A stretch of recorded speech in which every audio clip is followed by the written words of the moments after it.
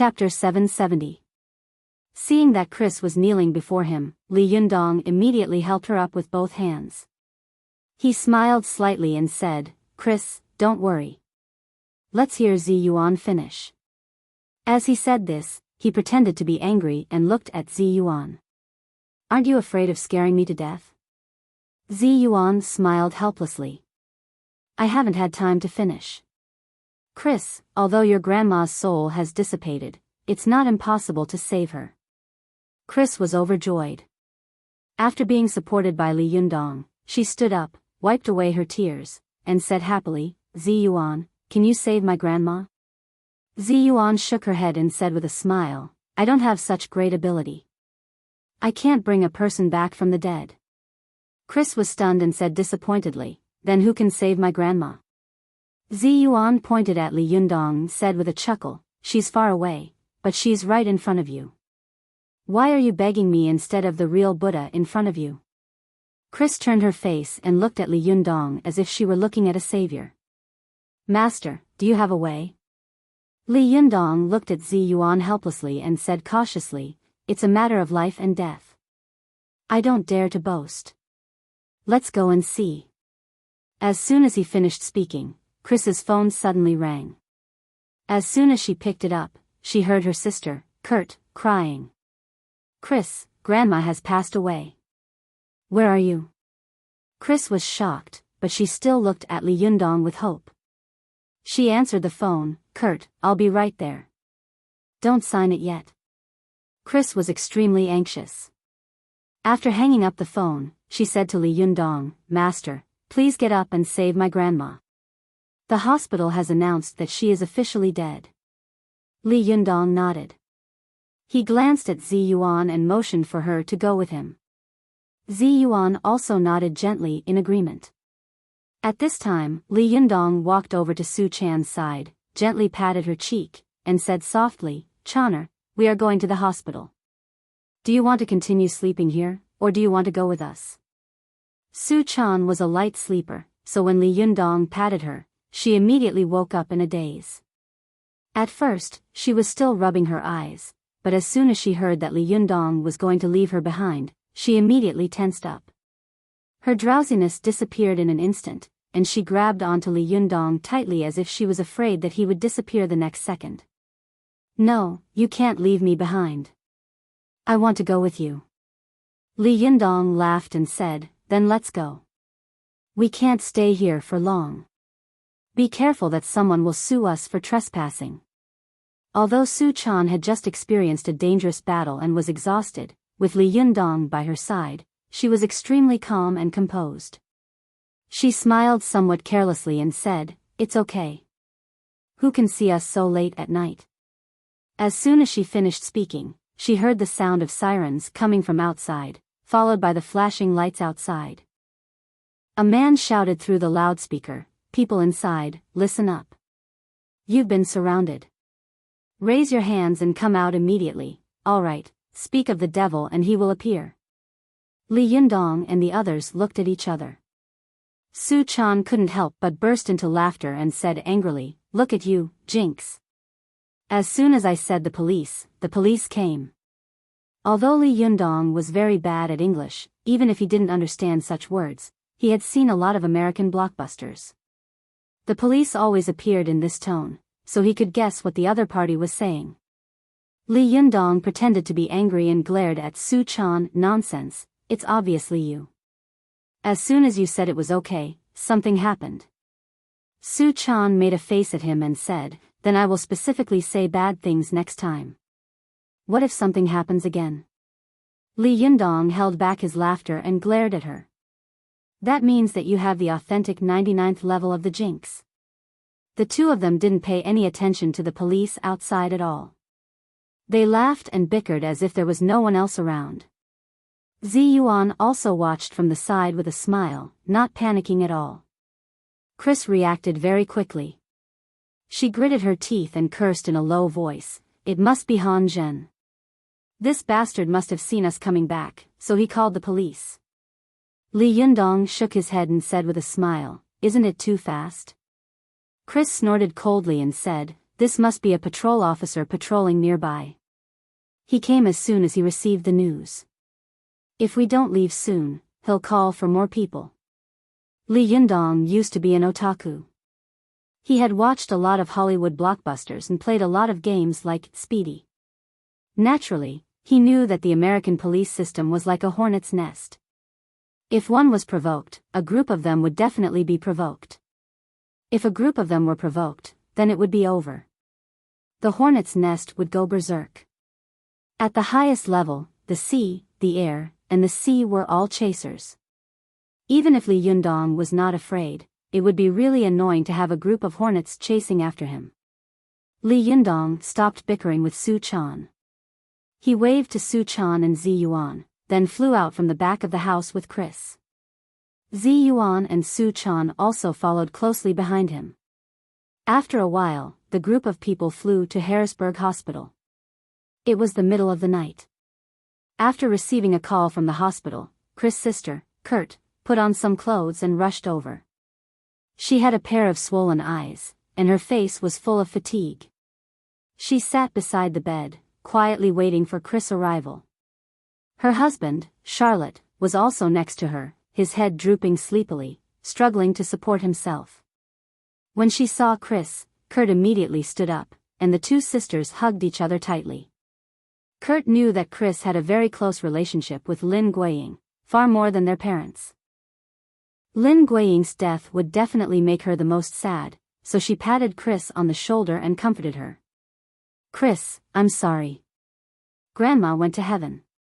At least she didn't suffer when she left." To Kurt's surprise, Chris did not look sad. Instead, she said to Kurt, "Don't rush to a conclusion. When did the hospital diagnose Grandma's death?" As soon as she finished speaking, a woman's voice came from the side. "It was the diagnosis I gave before." The people in the room turned their heads and saw a tall, beautiful woman in a white robe standing at the door. The woman's eyebrows were like a painting, her eye sockets were deep, and the bridge of her nose was high. She was quite beautiful, but the black-rimmed glasses on the bridge of her nose made her look especially reserved and conceited. Chris hesitated for a moment and asked, "You are?" The woman took the initiative to shake hands with Chris. As she spoke, she flipped through the patient's records in her arms. "My name is Lydia Selina. You can call me Dr. Lisa. I'm your grandmother's attending physician. Well, about 30 minutes ago, 27 minutes ago to be exact, the patient's detector suddenly couldn't detect any signs of life. Although we took emergency measures, it didn't work at all, so we could only declare her dead. I'm very sorry about this news." Chris shook her head. "No, my grandmother is not dead yet." Dr. Lisa had seen many grief-stricken family members stubbornly believe that the patient was not dead, so she did not seem surprised at all. She pushed up her glasses and comforted, "I can understand how you feel, but the facts at hand are irreversible. Please don't be too sad." Chris shook her head stubbornly. "No, my grandmother is really not dead. She can still be saved." Dr. Lisa looked at Kurt and her husband helplessly. Kurt stepped forward and gently put his arm around Chris's shoulder. "Chris, I can understand how you feel. You are very sad, and so am I. But Grandma is indeed dead. She has gone to the embrace of God. We should pray for her, and not insist on some meaningless things here." Chris still shook her head. "Sister, you don't understand. Grandma is not dead. Someone can save her." Kurt was stunned. "Who?" Chris looked at Li Yundong and said with a firm expression, "Him." Kurt, Lisa, and Kurt's husband, Charlotte, all looked at Li Yundong at the same time. Kurt was stunned for a moment when he saw Li Yundong. Although he was shocked by Li Yundong's bearing and temperament, he still had some doubts in his heart. Where did this guy come from? Although they were both women, according to the principle that opposites attract, Lisa had no reason to dislike a man of the opposite sex who was handsome and had an extraordinary temperament. Unfortunately, after hearing Chris's words, Lisa immediately became vigilant. She turned to Chris and asked, "Who is he?" Chris looked at Li Yundong with a look of admiration. She thought for a moment and said, "He is a doctor." "Well, he is a doctor from a distant and mysterious country." Lisa frowned. "He is a Western doctor?" Chris shook her head. "No, he is a doctor. As the saying goes, 10 doctors, 9 doctors. It was not wrong to say that Li Yundong was a doctor. But unfortunately, people of the same trade were enemies. Lisa was also a doctor, and a Western doctor at that. Since the early days of the Republic of China, the May 4th movement had flourished. As medicine belonged to the traditional category, it was also criticized. At that time, many self-proclaimed advanced revolutionaries did not take medicine that could be cured by Western medicine. They would rather die of illness than take a single mouthful of medicine. In China, such extreme attitudes led to the rapid opposition between medicine and Western medicine, and they gradually became mortal enemies. At that time, the backwardness of China led to the Westerners looking at medicine as a symbol of ignorance and backwardness, just like how modern people talked about the medical treatment methods of the indigenous people in Africa that were similar to witchcraft. Due to the various problems that many Western medicine factories in the United States had, the leader of the American Medical Association, Dr. Mandelson, M.D., published a book in 1998 called Confessions of a Medical Traitor. This book was a bloody denunciation of Western medicine, and it led to a medical revolution in the medical field in the 1980s, causing Americans to begin to reflect on whether their medical system was truly scientific. However, this revolution did not lead to the Westerners beginning to favor medicine. On the contrary, this revolution especially deepened the rejection and even hatred of Western medicine doctors. Therefore, when Chris revealed Li Yundong's identity, Lisa's face immediately fell. Her good impression of Li Yundong had completely disappeared. For a student like her who had graduated from the medical school of Pennsylvania State University, medicine was equivalent to witchcraft in her eyes, and it was equivalent to ignorance and stupidity. How could a proud attending physician like her allow a person who played with witchcraft to act presumptuously in her jurisdiction? Lisa glanced at Li Yundong coldly and sneered. "Medicine? Are you talking about the kind of witchcraft that uses women's menstrual blood and rotten wood in coffins as medicine?" Li Yundong, Zi Yuan, and Su Chan didn't understand what she was saying, but looking at Lisa's expression, they knew that she was definitely not saying anything good. Li Yundong frowned slightly and said to Chris, "What happened? What did she say?" Chris hesitated for a moment, then translated Lisa's words to Li Yundong. Li Yundong raised his eyebrows and glanced slightly at the conceited and proud female doctor, as if a wise elder was looking at a naughty child. His eyes were full of disdain to argue with the other party. Li Yundong turned around and reached out to touch the acupuncture point on Lin Guiying's forehead. Lisa, who was standing to one side, was proud and arrogant. She was irritated by Li Yundong's gaze, and as if someone had stepped on her tail, she couldn't help but shout, "What are you doing? She's dead." After listening to Chris's translation, Li Yundong didn't look back. "She is indeed dead, but I can save her." Lisa didn't understand. After listening to Chris's translation, she couldn't help but laugh angrily. "Do you think you are Jesus Christ?" Li Yundong waited for Chris to finish translating, then turned back with a smile and said, "I'm not, but I'm better than Jesus Christ." This sentence was so arrogant that Chris hesitated for a moment. She was a little embarrassed to translate it for Li Yundong, but she looked at Li Yundong's conceited expression and then at Lin Guiying, who was lying on the bed with her soul scattered. She gritted her teeth and translated Li Yundong's words truthfully. When the 3 foreigners in the room heard this, they immediately sucked in a breath of cold air. "For God's sake, this guy who looks like a boy, is he a lunatic who just ran out of a mental hospital? How dare he say that he is better than Jesus Christ?" Chapter 771.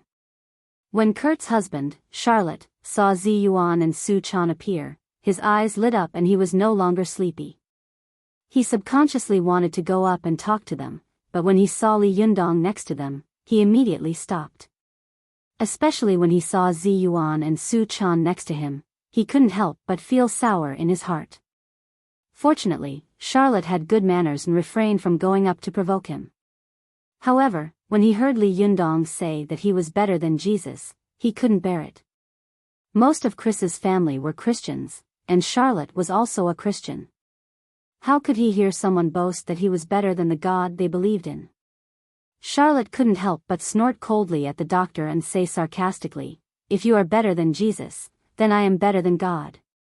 Chris glanced at her brother-in-law and secretly felt disgusted, but she didn't translate this sentence to Li Yundong, for fear that his bad mood would affect the treatment of Lin Guiying. At this time, she bent down, carefully touched Lin Guiying's head, and called her name in a low voice. Su Chan, who was standing to one side, was suddenly stunned.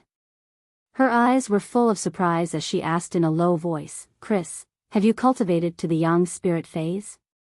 Chris was stunned. "No, why do you say that?" Su Chan pointed at Chris's hand and said, "You can come so fast and touch the real thing. It's obvious that your yang spirit is out of your body. But you haven't built the Zhuji phase. Where did your yang spirit come from?" Only then did Chris suddenly come to her senses. She raised her hands and looked at herself in surprise. She reached out and touched herself again. Even she didn't notice the changes. She asked curiously, "Master, am I not invisible and intangible? Why can I touch things now?" Li Yundong turned his head and smiled slightly. "I wanted to take you flying before. You were invisible and had no weight, so it wouldn't increase the burden. When you landed and came to the hospital, I naturally replaced your yin spirit with yang spirit." Chris's eyes widened. "So magical? What's the reason?" Li Yundong smiled and glanced at Zi Yuan. "Let her explain it to you. I want to open up the meridians and blood vessels in your grandmother's body, so that when her soul comes back later, she won't get seriously ill because of the cauldron." Hearing this, Chris didn't dare to disturb Li Yundong anymore. She just looked at Zi Yuan doubtfully. When Zi Yuan saw her looking at her, she smiled faintly and explained softly, "Li Yundong has now comprehended the truth of Buddhism and Taoism. There are no secrets between heaven and earth in his eyes. Although his power is not enough to create everything out of thin air or turn stone into gold, he can still transform and control pure energy within his ability at will." Zi Yuan said, "When your yin spirit left your body before, it was the purest form of energy. Your energy was protected by Li Yundong, so it could stay away from your body and not disperse. At the same time, Li Yundong can also enhance your strength and temporarily turn your yin spirit into a yang spirit, so that you won't be exposed when you meet an acquaintance later. Although it sounds simple, there are definitely no more than 5 people in this world who can do it so easily and without you noticing it." Chris didn't seem to understand and nodded. She thought of the fierce battles that Li Yundong had fought before, and then of the means that Li Yundong had used to turn yin into yang without batting an eyelid. She was shocked and looked at Li Yundong in awe. "Master, are you really more powerful than Jesus?"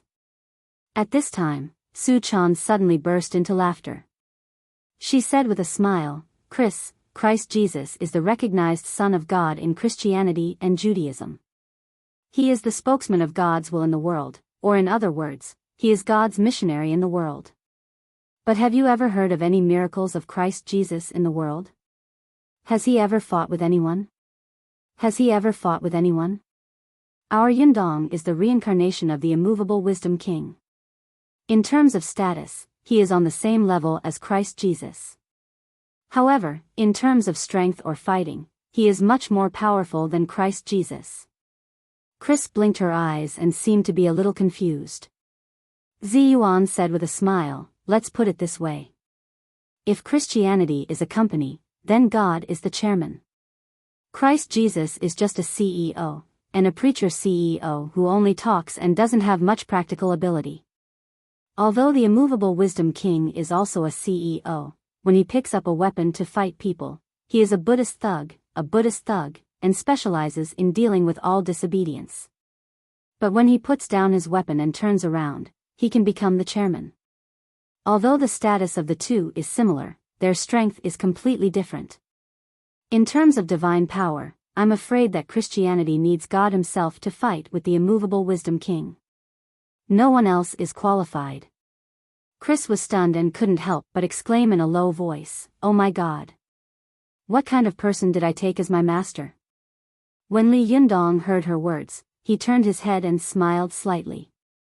"You took an alien as your master. Aren't you afraid, Earthling?" Li Yundong's joke made Su Chan burst into laughter. Zi Yuan smiled, but Chris couldn't laugh at all. Kurt and the others didn't understand what they were talking about. They wanted to know, but they were too embarrassed to ask. In particular, the attending physician, Lisa, stood by with a sneer on her face, her hands crossed over her chest, waiting to see a joke. Li Yunyang pressed his hand on Lin Guiying's body, and his Jinshi quietly opened up all the blood vessels in Lin Guiying's body. Everyone saw that Lin Guiying's originally gray skin had a trace of blood at this time. Chris was close enough to see these changes clearly. She was ecstatic and wanted to cheer loudly. But just as she was about to raise her head and tell Kurt, who was not far away, the good news, she saw Zi Yuan shake her head at her and quietly point to Li Yundong next to her. Chris saw Li Yundong turn his wrist and take out the burning thumb pot like magic. He lowered his eyes slightly and muttered something. Although Chris didn't know what Li Yundong was going to do, she immediately shut her mouth and watched nervously from the side with rapt attention. Li Yundong seemed to notice her nervousness. He turned his head and smiled at her, saying, "People have 3 souls and 7 spirits. Only when the soul dissipates will the person really die. But sometimes, although the soul has dissipated, as long as the body furnace has not been damaged to the point where it can no longer be used, often during the period when the soul has just dissipated, as long as the soul is called back in time, it can bring the person back to life." At this time, Li Yundong was talking to Chris with confidence, but Lisa couldn't stand it anymore. The more she looked at him, the more she felt that Li Yundong was like a wizard playing tricks. She couldn't help but say angrily, "What the hell are you doing? As the attending physician, I can't allow you to be so disrespectful to the dead." As she said this, she turned her head and said to Kurt with an angry face, "Miss Kurt, I have the responsibility and obligation to remind you that desecrating a corpse is a felony." Kurt hesitated for a moment and said to Chris seriously, "Chris, I understand your feelings, but she is also my grandmother. I can't let you do whatever you want." Chris raised her eyebrows and pointed at Lin Guiying. Just as she was about to let her see the changes in Lin Guiying, Zi Yuan whispered to Chris, "Don't talk. Li Yundong is about to cast a spell. Don't disturb him." Chris's heart skipped a beat and she whispered to Kurt, "Sister, I know what I'm doing. Don't worry about it. I'll take all the responsibility." As she spoke, Li Yundong flicked his finger gently on the burning thumb pot. There was a crisp tinkle. Although the sound was quite soft, it was clear and pleasant to listen to, like a clear stream in the mountains. It was bone-chilling. Even people like Lisa, Kurt, and Charlotte, who were full of resentment, couldn't help but tremble and gradually calm down. They saw a visible white halo spread out from the burning thumb pot, like a ripple, spreading in all directions. The burning thumb pot in Li Yundong's hand not only specialized in restraining all kinds of evil spirits in the world, but it also had a great deterrent to the Yin spirit and Yang spirit floating outside the tripod. Although Zi Yuan was also a Jinshin master and could control Lin Guiying's soul and put it back into her body, she couldn't gather the soul that had already been scattered between heaven and earth. Li Yundong had the burning thumb pot, so she said that Li Yundong could save Lin Guiying. This was also the reason why she said that Li Yundong could save Lin Guiying. The white halo spread out from the burning thumb pot was like a sound wave released by a radar. In the blink of an eye, it spread very far. Although Lin Guiying's soul had been driven out of her body by Su Ling, it hadn't drifted far. It had been deliberately controlled by Su Ling in a place so that it would be convenient for him to call her soul back when he saved her in the future. Otherwise, if the soul was allowed to run around on its own, Su Ling wouldn't be able to save Lin Guiying no matter how powerful he was. Therefore, after the light wave spread out for more than 20 miles, it suddenly hit Lin Guiying's soul, which was wandering around. As soon as Lin Guiying's soul was hit by the white light wave, it was immediately like a wronged ghost meeting an ox head or horse face. It was tightly held and rushed back like lightning. Su Chan and Zi Yuan stared nervously at Li Yundong's burning thumb pot. Su Chan and Zi Yuan stared nervously at Li Yundong's burning thumb pot. They knew that it would only take a split second for the burning thumb pot to take back Lin Guiying's soul. However, if Li Yundong's reaction was a little slow, Lin Guiying's soul would be caught by the burning thumb pot and refined in the blink of an eye. In that case, Lin Guiying would be completely dead. Even if Buddha came in person and God came down to earth, he wouldn't be able to save her. Li Yundong used the special attributes of the Yin spirit and Yang spirit to search for Lin Guiying's soul and bring it back. However, powerful magical weapons were inanimate objects, and it was hard to tell whether they were good or bad. Although they were psychic, they couldn't be compared to human beings. This was the reason why fists and feet didn't recognize people, and swords didn't have eyes. As cultivators, the two of them naturally had better eyesight and reflexes than ordinary people. They saw the white waves of light spread out from the burning thumb pot quickly retract like the ebbing tide. Then, a few small white spots mixed in with it flew away like lightning. At this time, Li Yundong made his move in an instant. He poked the Shinting acupoint on Lin Guiying's forehead with one hand and shouted in a deep voice, "Soul, come back." He covered the burning thumb pot with his other hand, then turned his wrist.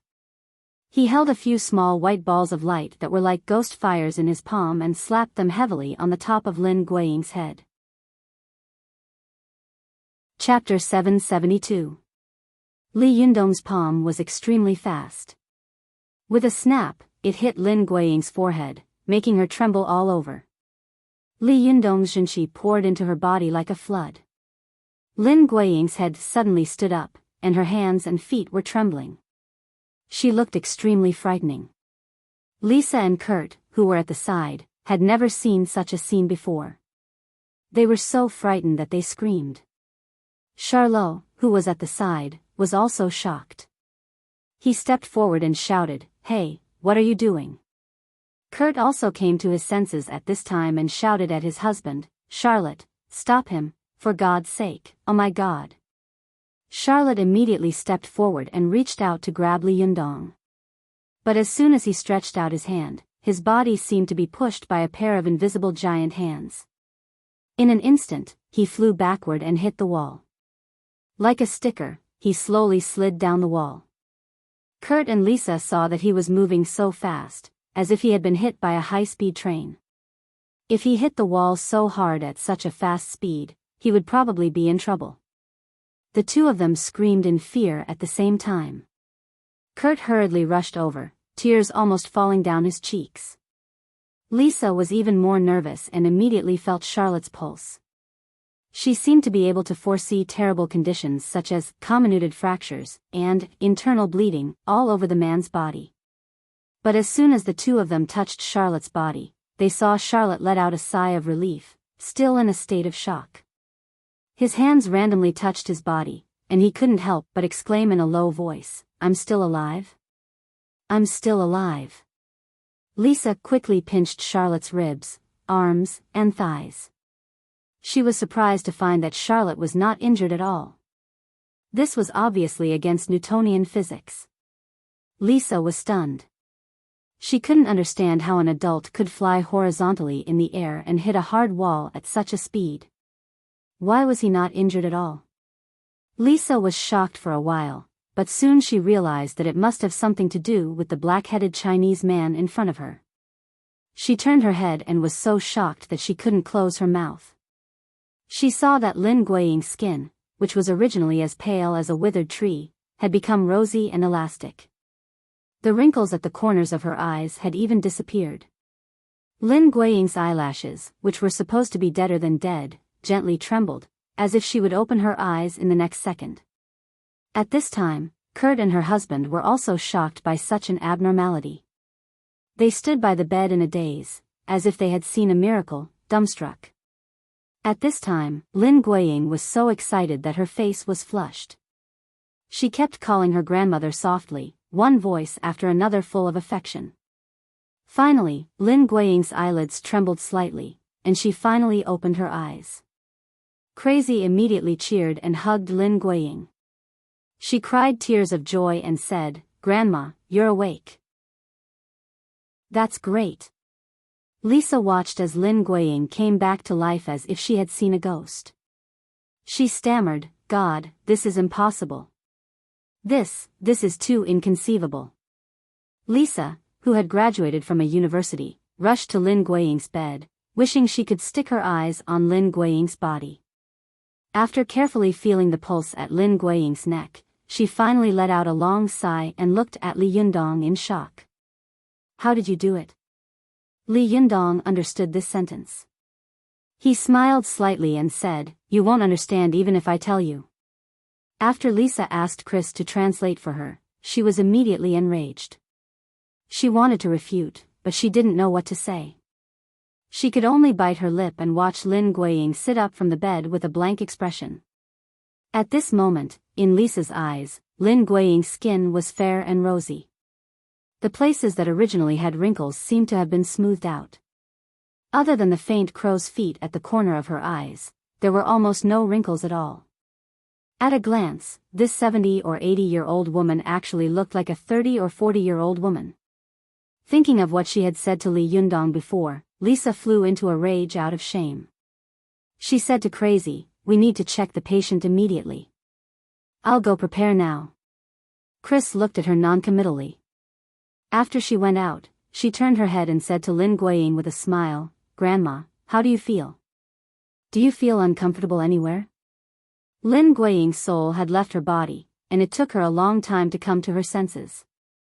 She looked around blankly and said, "Where am I? Why am I in the hospital?" At this time, Kurt also came over and said in surprise, "Grandma, I'm so happy to see you again. Welcome back." Lin Guiying saw Kurt and was stunned for a moment, but then she smiled and said, "It's Kurt. Why are you here?" At this time, Chris quickly told him what had happened, except for the fact that Han Zhen and Su Ling had cast the soul-leaving curse on her. Lin Guiying suddenly patted her head and said, "I remember. I remember that I fell from the plum blossom stump, and then I seemed to have been floating in the sky. After a while, I seemed to see Oxhead and Horseface coming to catch me, and then I woke up." Lin Guiying's words made Li Yundong, Su Chan, and Zi Yuan laugh. Chris also pursed her lips and smiled. She pointed at Li Yundong and said, "Grandma, this is the Oxhead and Horseface who saved you." Lin Guiying had seen Li Yundong at the beginning and was secretly shocked by his youth and bearing. However, because she didn't understand the situation, she didn't dare to speak for a while. At this time, hearing Crazy's words, she immediately lifted the sheet and was about to get out of bed. Kurt quickly held her and said in a hurry, "Grandma, don't move. Wait for the doctor to check you before you get out of bed." Lin Guiying said disapprovingly, "I'm very good now. Don't stop me. I want to kowtow to my benefactor and thank him." Kurt looked at Crazy helplessly and said, "Crazy, if you don't persuade her, she is not only my grandmother." Chris advised, "Grandma, you've just woken up. Don't move, okay?" Lin Guiying laughed and said, "I feel very good now. It's like I'm dozens of years younger." While they were talking, Lisa and a few nurses rushed over with stethoscopes and some instruments. Lisa saw Lin Guiying, who was about to get off the bed, and immediately shouted, "Don't move, wait for me to check before you move." Lin Guiying frowned, but soon smiled again. "I'm really good. I've never felt so good." However, Lisa did not say anything and put Lin Guiying on the detector. The nurses on the side also carefully looked at the data. After they were busy for a while, a middle-aged nurse looked at the data in front of her and looked at Lin Guiying in shock. She said in a strange tone, "She's very healthy now. She's even stronger than a cow." Lin Guiying laughed and said to Lisa, who was tongue-tied, "What do you think? Are you relieved now?" As she said this, she jumped up from the bed, turned around, knelt down in front of Li Yundong, and kowtowed 3 times. Li Yundong seemed to have expected her to do this. He didn't dodge and accepted it generously. As the saying goes, saving a life is better than building a 7-floor pagoda. Li Yundong had saved Lin Guiying's life, so it was not too much to accept such a big gift from her. After Lin Guiying thanked him, Li Yundong helped her up with a smile and said, "Senior Lin, are you still feeling uncomfortable?" Lin Guiying looked at Li Yundong with flickering eyes. She stared at him for a long time before saying in Chinese, "I'm very good, I can't be better." "You are the Li Yundong that Chris has been talking about, aren't you?" "Good, good, you are indeed a young hero.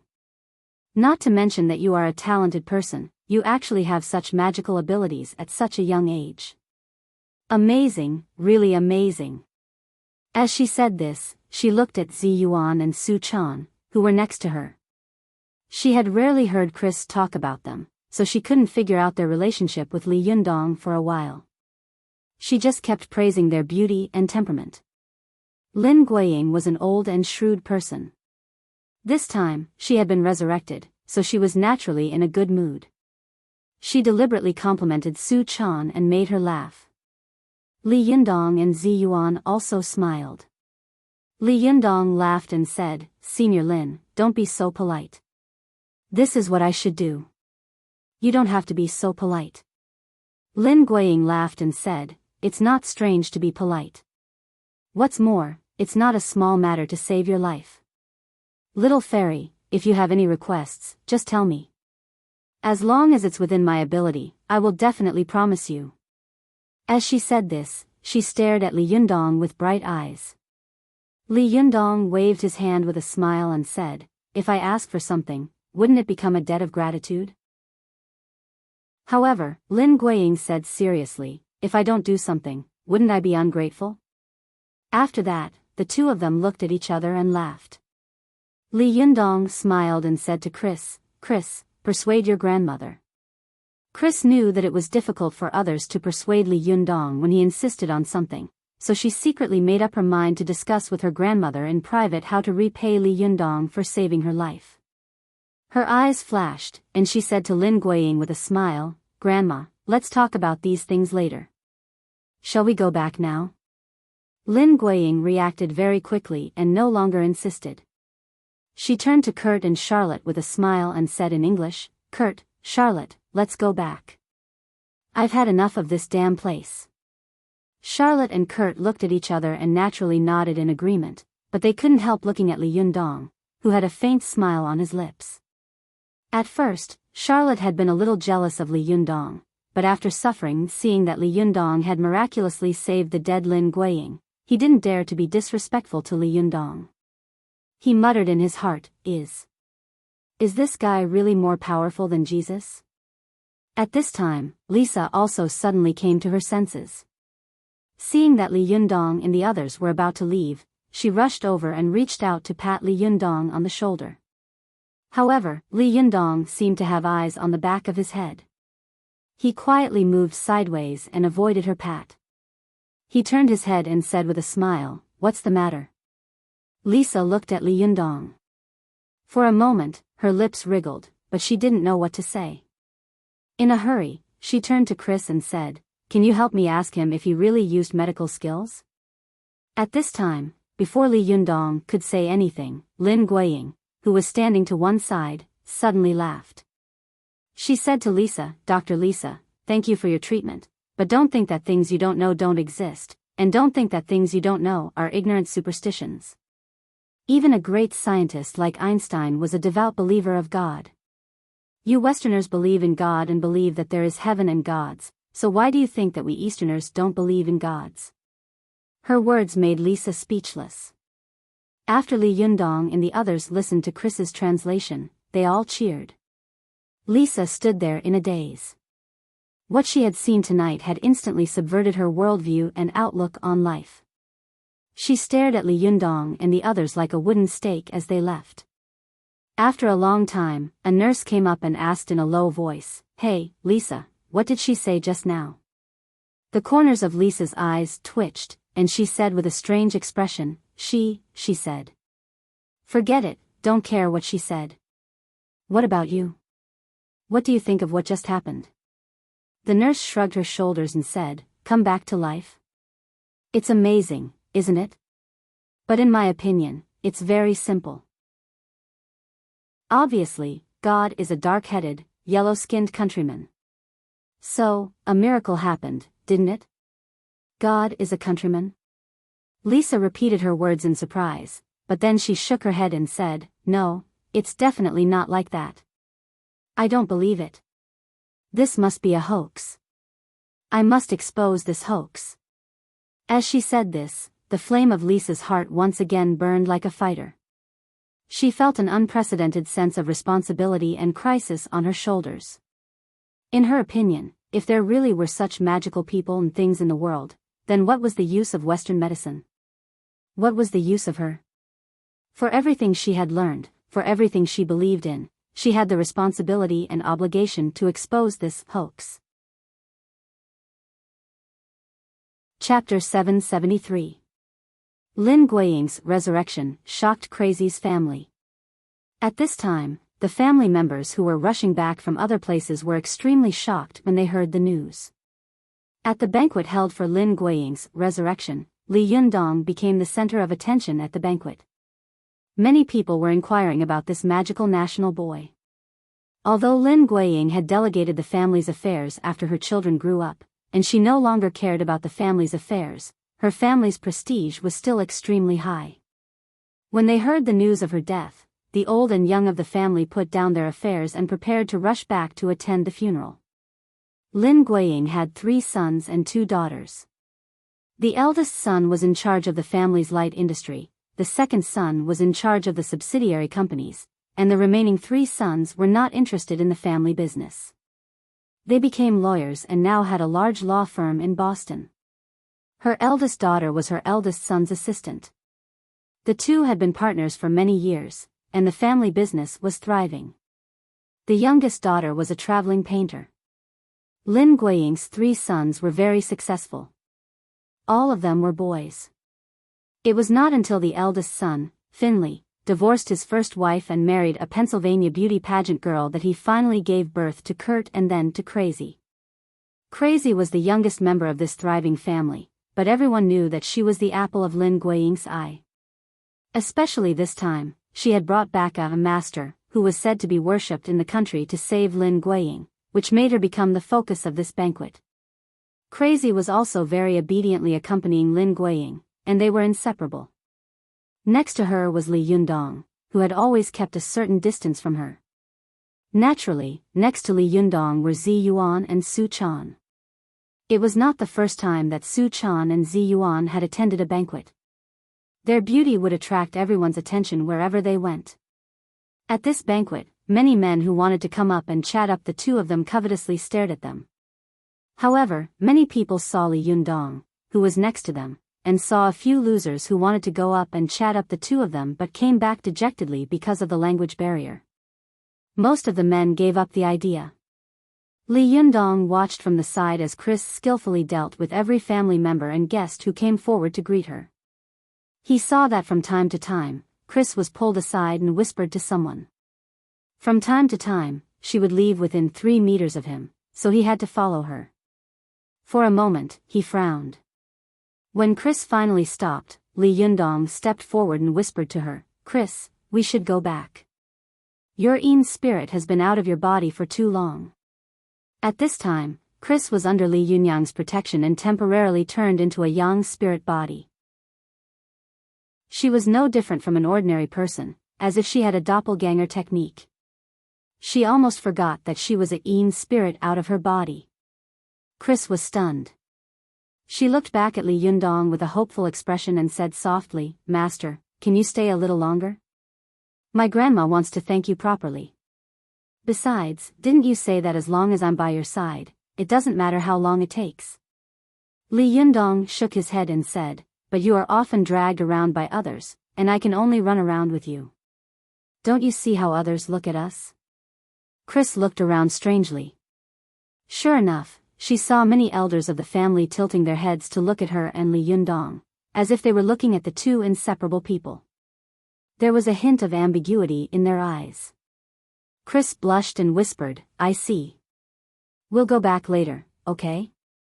Li Yundong had been out with Chris for nearly a day. He was worried about Zhou Qin, who was in seclusion at home, so he didn't dare to stay any longer. Hearing Chris's words, he nodded and said, okay, you can say goodbye to your family first, but it's not suitable for you to stay for too long.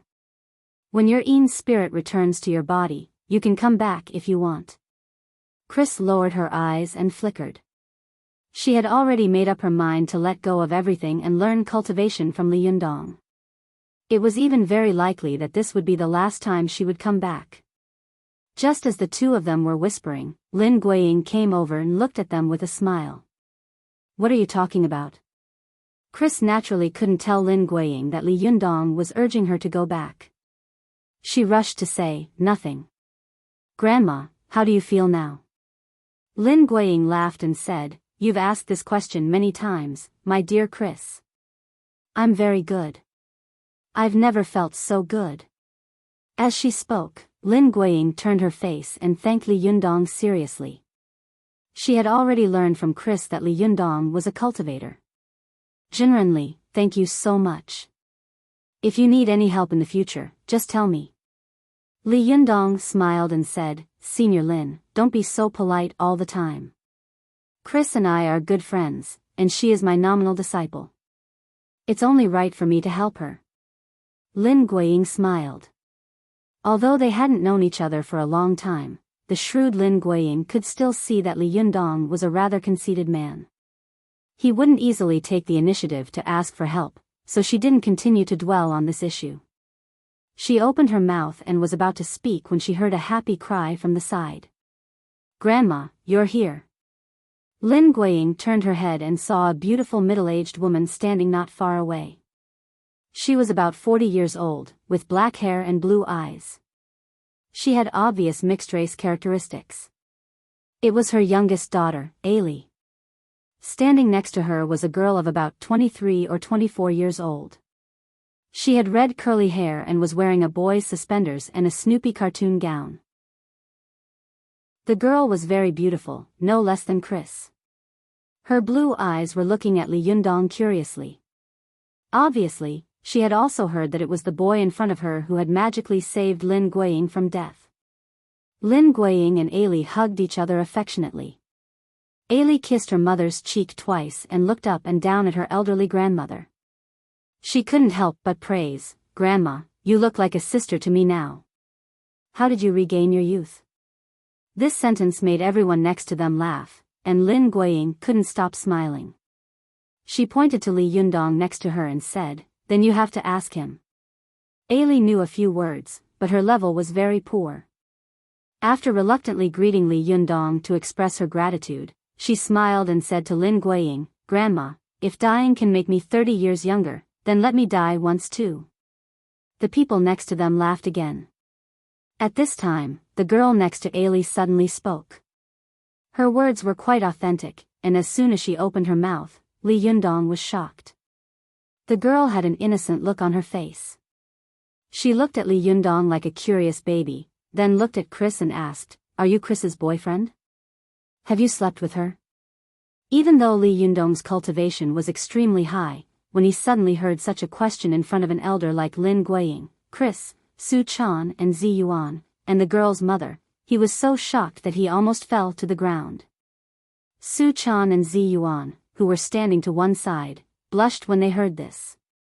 They secretly scolded her for being shameless and turned their faces away, as if they felt ashamed to look at the girl one more time. Lin Guiying was a typical traditional Chinese woman, who paid attention to modesty. Chris had been brought up by her, so she also followed suit in this aspect. When they heard the girl's words, the corners of their eyes suddenly twitched. They all knew that Ailey's daughter was a genius with a high IQ who had graduated from the Massachusetts Institute of Technology. However, although her IQ was high, her EQ was a little low. Her style was similar to that of a boy, being bold and bold. They hadn't expected her to be so bold and open to such an extent with such a low EQ. Ailey was also extremely embarrassed. She coughed dryly and motioned for her daughter to pay attention to the situation. Hey, see Jilly, don't talk nonsense. However, the girl looked at Li Yundong unrelentingly, her eyes full of strong interest. Li Yundong calmed down, shook his head, and said, "No, Chris is not my girlfriend." Si Jili's eyes lit up and immediately asked, "Then can I be your girlfriend? Can I sleep with you?" Ailey immediately covered her forehead and groaned, "Oh, God." Li Yundong didn't know whether to laugh or cry. His expression was strange. He turned his head and waved at Su Chan, motioning for her to come over. Then, he put his arm around her small waist and said with a smile, "She is my girlfriend." "I'm sorry." Su Chan made a face at Si Jili, her eyes full of pride. She smiled and put her arms around Li Yundong's waist, whispering in his ear, "This woman is so shameless. How can she ask such a thing as soon as we meet?" Li Yundong patted her face intimately, motioning for her not to speak. Si Jili didn't take Su Chan's expression to heart. She quickly asked, "Then what's your relationship with Chris?" Before Li Yundong could speak, Chris was afraid that Si Jili would say something embarrassing again, so she quickly said, "Si Jili, he is my master. You have to respect him." "Master?" Si Jili looked at Li Yundong in surprise and said to Chris, "He looks younger than you." Li Yundong smiled slightly and said, "You speak the national language well, but have you ever heard of a national saying, 'Age does not matter in learning, only those who are capable can be the teacher'?" At this time, Lin Guiying also praised, "That's good. If possible, I also want to worship Jinrenli as my master." Si Jili blinked her eyes. "Then I also want to worship you as my master. Can you accept me as your disciple?" Li Yundong suddenly felt very embarrassed. He didn't want to accept any disciple, especially a foreign one. If it hadn't been for Chris's luck, if it hadn't been for her yearning foreign familiarity with the national culture, Li Yundong would never have accepted a foreign devil as a disciple. But now he was a guest at Chris's house, and Si Jili could be considered Chris's sister. If he refused her too stiffly, he was afraid that he would offend her, and it would be embarrassing for Chris. But if he agreed, he wouldn't be willing. Who would dare to accept a disciple who asked him if he wanted to sleep with him as soon as they met? Even the Yinyang school had to think about it. Li Yundong hesitated for a moment. Seeing that he was in a dilemma, Su Chan rushed to say, "You can't do it.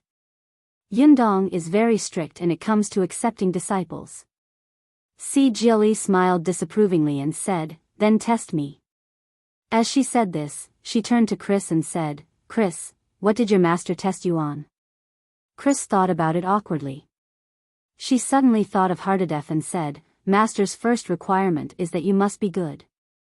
Si Jili immediately laughed and said, "That's too simple. I'm the best. You may not be as good as me." As she said this, she said confidently to Li Yundong, "If you don't believe me, you can test me." Li Yundong's heart skipped a beat, and he soon came up with an idea. He looked around, picked up a flower from the vase on the table, and gave it to Zi Yuan, who had been silent. He said with a smile, "Come, this is for you." Zi Yuan was caught off guard. She was stunned and looked at Li Yundong in surprise. She didn't dare to take the flower. "What do you mean?" Li Yundong smiled slightly, winked at Zi Yuan quietly, and said, "Nothing, just a small gesture." Zi Yuan was a little flustered, but even though she didn't know what was going on, she still reached out and took the flower. Her cheeks were a little red. She held the flower and lowered her head in silence, looking extremely beautiful. Su Chan looked at Li Yundong and then at Zi Yuan. She pouted and said sourly, "Yundong, did you just give me one? Don't you feel embarrassed?" Li Yundong laughed and pinched the little girl's cheek. "It's a piece of cake, a piece of cake." Lin Guiying looked at them strangely and suddenly said, "You young people are really interesting. What do you mean by suddenly giving me flowers?" Li Yundong chuckled and said, "Actually, I don't mean anything else." Su Chan looked at Zi Yuan's hand enviously and said, "Sister Zi Yuan, just take it. Don't be embarrassed." At this time, Li Yundong smiled and said, "I'm the one who's embarrassed." As he said this, he stretched out his palm in front of Ziyuan and said with a smile, Ziyuan, give me the flowers. Ziyuan handed over the flowers in her hand in a daze. She didn't know what Li Yundong meant by giving flowers and then taking them. Li Yundong took the flowers, turned to see Jieli, and said with a smile, you think you're good. Can you tell me what we meant when we said so many things just now? Only then did everyone understand. Su Chan burst into laughter and thought to herself, I knew that Yundong wouldn't favor one and discriminate against the other. So that's how it is. Ziyuan breathed a sigh of relief, but she felt a little lost in her heart, as if something important in her heart had been taken away. Chris, who was standing to one side, couldn't help laughing. She turned her head and snickered. This series of words is like a tongue twister, and I feel dizzy listening to it. Master actually asked Si Jili to explain it again. It's really too bad. At this time, Si Jili, who had a very high IQ and boasted of being powerful, was stunned, as if she had been stunned. She wanted to grab her head and shout like crazy, is there anyone who is so abnormal? There were so many meanings. What did they mean? Chapter 774. Lin Guiying looked at Si Jili, who was going crazy, and said with a smile, Si Jili, although you are a genius at MIT, it is not so easy to boast that you are proficient. Si Jili looked at Lin Guiying with a depressed face, pouted, and said unhappily, Grandma, why didn't I feel that it was so difficult before? Lin Guiying laughed so hard that her mouth was a little crooked. Silly child, it is the most difficult language in the world. What's more, what you heard just now is vernacular. The most difficult is speech. Some of it is difficult for me to read, let alone you. Si Jili turned her head dejectedly and said to Li Yundong, who was trying to hold back his laughter, well, I admit that I can't do it, but when I learn it well, I will come to you to be my master. You can't refuse.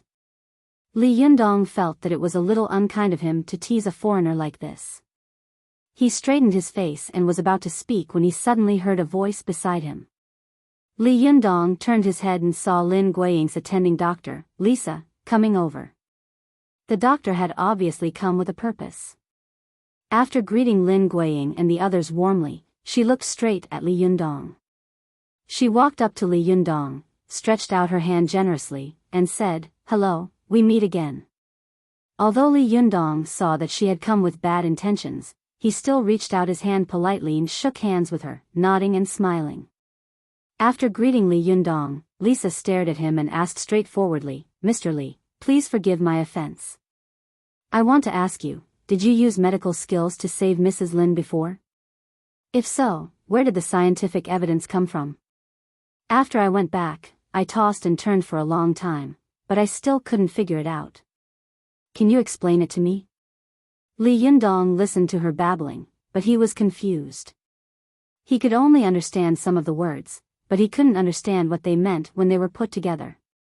He had no choice but to turn his head to look at Chris. Chris smiled and once again acted as a temporary interpreter. After listening to the translation, Li Yundong couldn't help but ponder. Although the words in front of him seemed very polite, in fact, there was a deep meaning in them. How should he answer? Were his divine arts also considered medical techniques? Obviously not. However, if he said no, it would be wrong because the most fundamental origin of cultivation came from medicine, from the Yellow Emperor's canon of internal medicine. This was a bit of a dilemma. If he didn't answer well, he might be chased by the other party. Li Yundong pondered for a moment, then said, Miss Lisa, may I ask if your cloning technology is a kind of Western technology? After Chris finished translating, Lisa was clearly silent for a moment. She shook her head hesitantly, but quickly nodded in agreement. Since cloning technology is also a type of Western medicine, then the method I used to save Lin Guiying is also a type of Chinese medicine. It's just that very few people know how to use this method. Lisa hadn't expected Li Yundong's answer to be so cunning. She frowned and asked unwillingly, Mr. Li, although I don't understand how you saved Mrs. Lin, I admire your means. Also, If medicine is really so powerful, why do so many people want to learn Western medicine? Why do so many people want to take our Western medicine? Why do so many people even propose to abolish Chinese medicine? This is a medical skill that was born and raised in your own country. Since so many people oppose it, doesn't that mean something is wrong? Her words were so powerful that Su Chan and Zi Yuan, who were next to her, couldn't help but look at each other in dismay after hearing Crazy's translation. Yes, even the people themselves were superstitious about Western medicine and thought that medicine was pseudoscience. So many people went to study Western medicine every year, and so many people went to advanced medical schools abroad to study, but how many foreigners came to study Chinese medicine every year? Lisa was really powerful. She wanted to make trouble, but she didn't get to the bottom of Li Yundong's previous method of saving Lin Guiying. Instead, she used the views of the Chinese public as a starting point. Because Lisa knew that no matter what, Li Yundong had saved a patient they had declared dead. Even if it proved that Li Yundong was pretending to be mysterious, the facts were right in front of them, and the facts spoke louder than words. Therefore, she adopted a roundabout strategy and used the attitude of the people to make a breakthrough. Zi Yuan and Su Chan were a little worried, afraid that Li Yundong would be stumped by the woman in front of them. After all, what Lisa said was also the current objective situation of China, and it was also the truth, and the facts spoke louder than words. But he couldn't not answer. Medicine was a basic course for cultivators. It was fine in front of the people, but if he didn't say a few words for medicine in front of outsiders, he would really be a cultivator in vain. At this time, Lin Guiying and Chris also listened carefully to Li Yundong's sharp question, wanting to hear how he would answer. When Li Yundong heard Lisa's words, he frowned secretly. He knew that if medicine was refuted, then all cultivators would become a joke. It was equivalent to having their ancestral graves dug up. In Li Yundong's opinion, even if their way of cultivation was refuted, they absolutely could not let medicine be refuted, because this was the quintessence of the Chinese nation that had been passed down for thousands of years. It could even be said that it was the foundation of this nation. Lisa was not the first person to stand up and dig up the ancestral graves of cultivators. When Li Yundong was taking care of Zhou Qin, who was bedridden, he had met a well-known expert, who also had the attitude of opposing medicine and believing in Western medicine and digging up ancestral graves. The most embarrassing thing in the world was that people themselves opposed the things of their own country, discarded the essence as dregs, and dug up their own ancestral graves.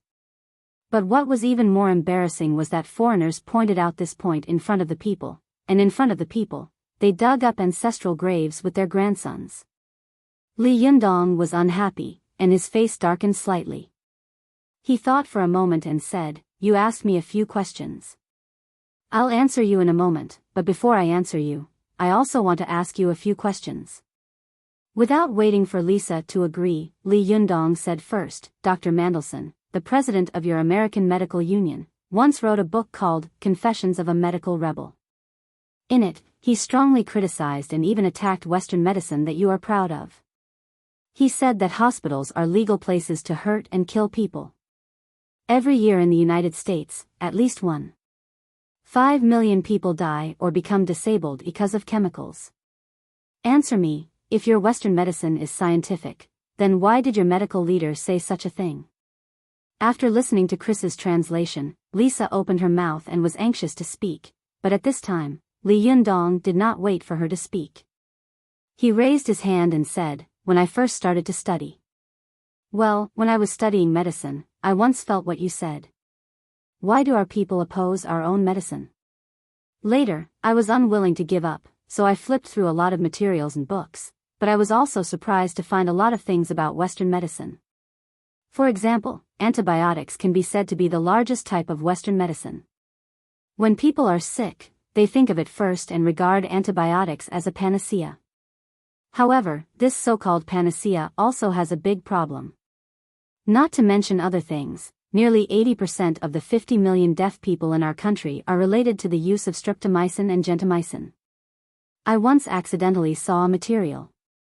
According to the observation of our country's Xi'an 4th Military Medical University, among 590 hospitalized cancer patients, the infection rate of those who had not used or only used one kind of antibiotic was 9.5%.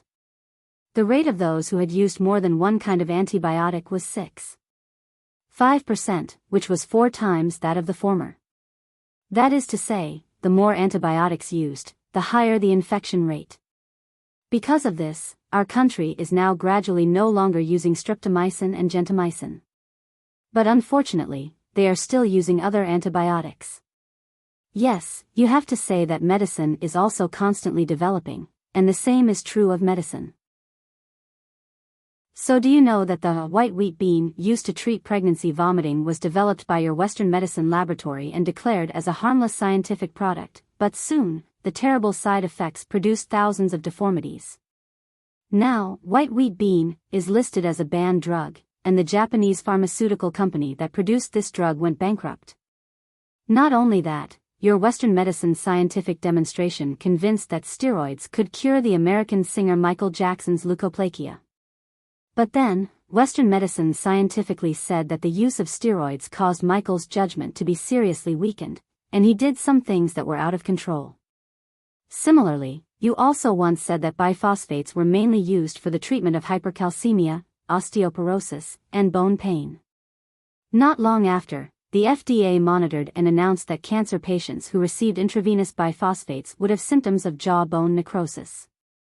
He said with fervor and assurance, "If you know these things, then can you tell me that the Western medicine that you announced to be harmless today, will something like that happen tomorrow? How do you make your Western medicine? I believe you know it best. They are all experimented with mice in the laboratory. After the mice eat it and don't die, they give it to the patients for free. After taking it for a few months, they find that they are fine, so they announce the birth of a new scientific drug. Your medicine was experimented on by mice, and then given to people. After a few years, the existing problems were eliminated, and new drugs were replaced.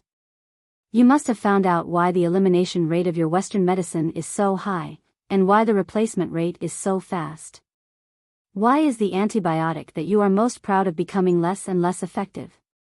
Li Yundong asked several questions in a row. With a smile on his face, his words revealed an aggressive and pressing momentum. "You asked me a few questions. Can you answer them now?" As Li Yundong spoke, Chris listened and translated. Lisa's face became uglier and uglier as she listened. Especially when she heard the last part, her mind buzzed and she froze on the spot. She hadn't expected that her accusation of digging up someone's ancestral grave would turn out to be digging up someone's ancestral grave by the other party. Chapter 775. When they were at the Pennsylvania hospital, Li Yundong rarely spoke. Most of the time, he was like a taciturn young man with a gentle smile.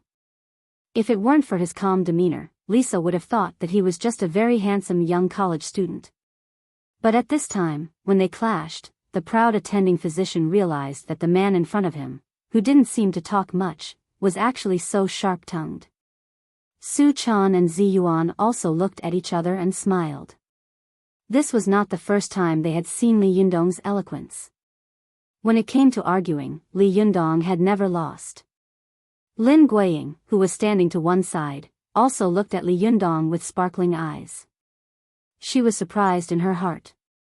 "I've lived for decades, but I've never seen such a person, whether in China or in the West. I originally thought that Li Yundong was an amazing cultivator with extremely strong strength, but I didn't expect that he would also be so eloquent." Other people didn't know the importance of eloquence among many talents, but Lin Guiying knew it very well. When she was young, she had met a cultivator who taught her the plum blossom fist, but the cultivator was not eloquent. He only let Lin Guiying memorize the mystery of it and didn't give her much guidance. She had almost relied on her own understanding to get to where she was today, so she had suffered from her master's poor eloquence. Since ancient times, whether it was the medical world, the martial arts world, or the cultivation world, it was very easy for a great cultivator to become famous in the world. As long as he could fight, he would be invincible in the world. Naturally, everyone knew about him. But if he wanted to maintain such a reputation, he had to be able to practice, which meant that he had to be able to maintain his health. Otherwise, if he fought all day, his jinshi would be consumed like running water, and he wouldn't be able to make ends meet. It was easy for him to become weaker and weaker, and he wouldn't be able to last for long. However, if he wanted to spread his wings, establish a sect, and make it pass on and flourish, it was absolutely impossible without good eloquence. Otherwise, how could he let his disciple understand the true method he had comprehended with his own abilities? Whether it was Taoism or Buddhism, if he wanted to pass it on to his disciple, not only did the disciple need to have extraordinary talent and comprehension ability, but also the master needed to have extraordinary eloquence and the ability to teach. Many great perfected Taoists, martial artists, and great doctors were usually very powerful and flourishing for a time, but because they were not good at eloquence and teaching people, their earth-shattering abilities would end in a generation. In Lin Guiying's eyes, with Li Yunyang's cultivation and eloquence, he would definitely be able to establish a sect in the future and form his own force. It was useless for a master to just be strong. Otherwise, what would be the point of fighting to the death all day long? There will always be talented people in every generation, and in the Yangtze River, the waves behind drive on the waves before. Who knows when a strong person will appear and defeat his master? That won't be good. Therefore, at this time, he needed a strong disciple to help him support the sect. Want to fight the boss? Get past me first. Only when the disciple was awesome could the power of the sect be awesome. Lin Guiying believed that with Li Yundong's talent and ability, he would definitely not just want to be a cultivator who only cared about himself. He would definitely want to spread his power. In this way, he would definitely have to accept disciples, and he would definitely not only accept one. Lin Guiying also knew that Chris was now only Li Yundong's nominal disciple, and the difference between a nominal disciple and a formal disciple was equivalent to the difference between a temporary worker and a formal worker. Although they were both disciples, the difference in status was like heaven and earth. However, if she could give Li Yundong considerable help, the word nominal might not be impossible to remove. Thinking of this, Lin Guiying couldn't help but flash her eyes and smile slightly. She already had an idea in her heart. At this time, the battle between Lisa and Li Yundong had also attracted the attention of many people at the banquet.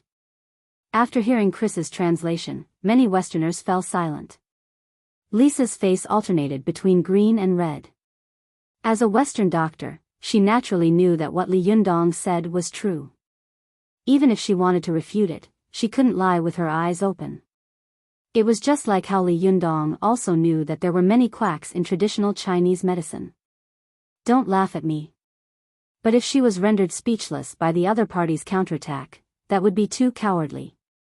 Lisa clenched her teeth, stiffened her neck, and said, "Mr. Li, I asked you the question first. You should answer my question first. Besides, after saying so much, are you trying to prove that traditional Chinese medicine is better than Western medicine?" After listening to Chris's translation, Li Yundong thought to himself, this woman is up to no good. She always puts traditional Chinese medicine and Western medicine on opposite sides. She can't wait for the two to kill each other. There can only be one in the world. The remaining one is correct and scientific, and the eliminated one is naturally wrong and ignorant. Li Yundong had also expected that the other party would say such a thing. He smiled slightly and said, "Since you insist on me answering your question, then why do Chinese people have to learn your Western medicine? In fact, it's very simple. The strength of Western medicine is that it is systematic, simple, and efficient. An ordinary person can become an excellent Western doctor after a few years of learning and can cure diseases and save lives. This is precisely the shortcoming of traditional Chinese medicine. An excellent traditional Chinese medicine doctor can never be called an excellent traditional Chinese medicine doctor without more than 10 or even decades of clinical experience. In China, there are old Chinese medicine doctors, but there has never been old Western medicine doctors. Why? Because the older the traditional Chinese medicine doctor, the more valuable it is. This is an extremely difficult knowledge to study. It is not only about curing diseases and saving lives, but also the truth of the universe.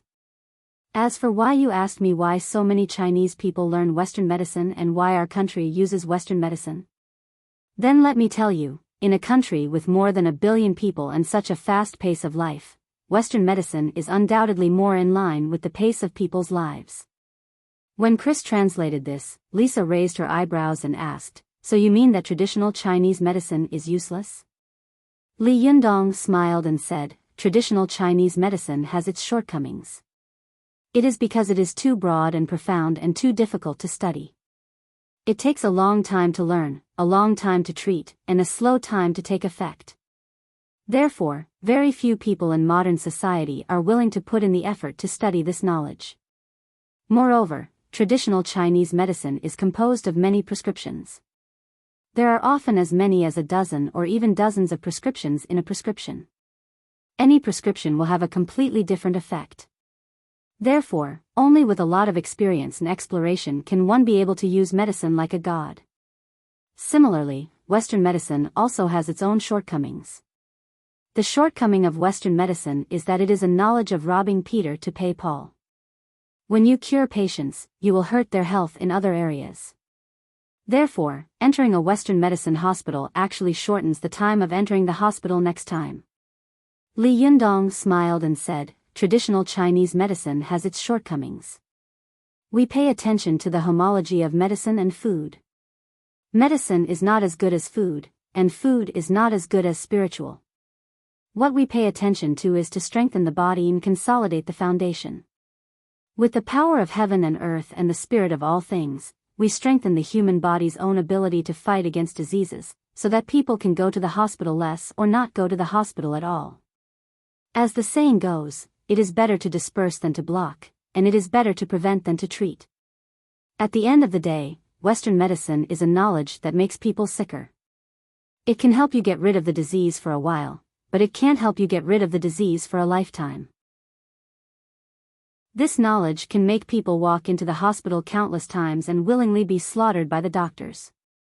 Therefore, it is very popular, forming a huge industrial chain and interest group, and it has the support of the government in power.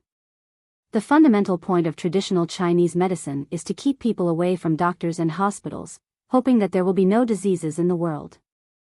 Therefore, it is difficult for it to form a huge interest group and industrial chain, so many people hope that it will die, so that they can slaughter patients more easily. At this point, almost everyone at the banquet noticed Li Yundong's speech. For a moment, the hall was quiet. Everyone was listening to Li Yundong's speech and Chris's timely translation. After hearing Li Yundong's words, Chris, who was at the side, almost broke out in a sweat when translating, if she could sweat at this time. When Li Yundong finished his last words, the hall was so quiet that one could hear a pin drop. These foreigners were all stunned, as if a storm had been set off in their hearts. Some broad-minded people lowered their heads and showed a thoughtful look. Lisa's heart was shaken when she heard this. She was tongue-tied and couldn't say anything for a moment. However, Si Jieli, who had been listening to Li Yundong seriously, suddenly asked, "Do you think Western medicine is the dregs that should be abandoned?" Li Yundong glanced at her and didn't answer her directly.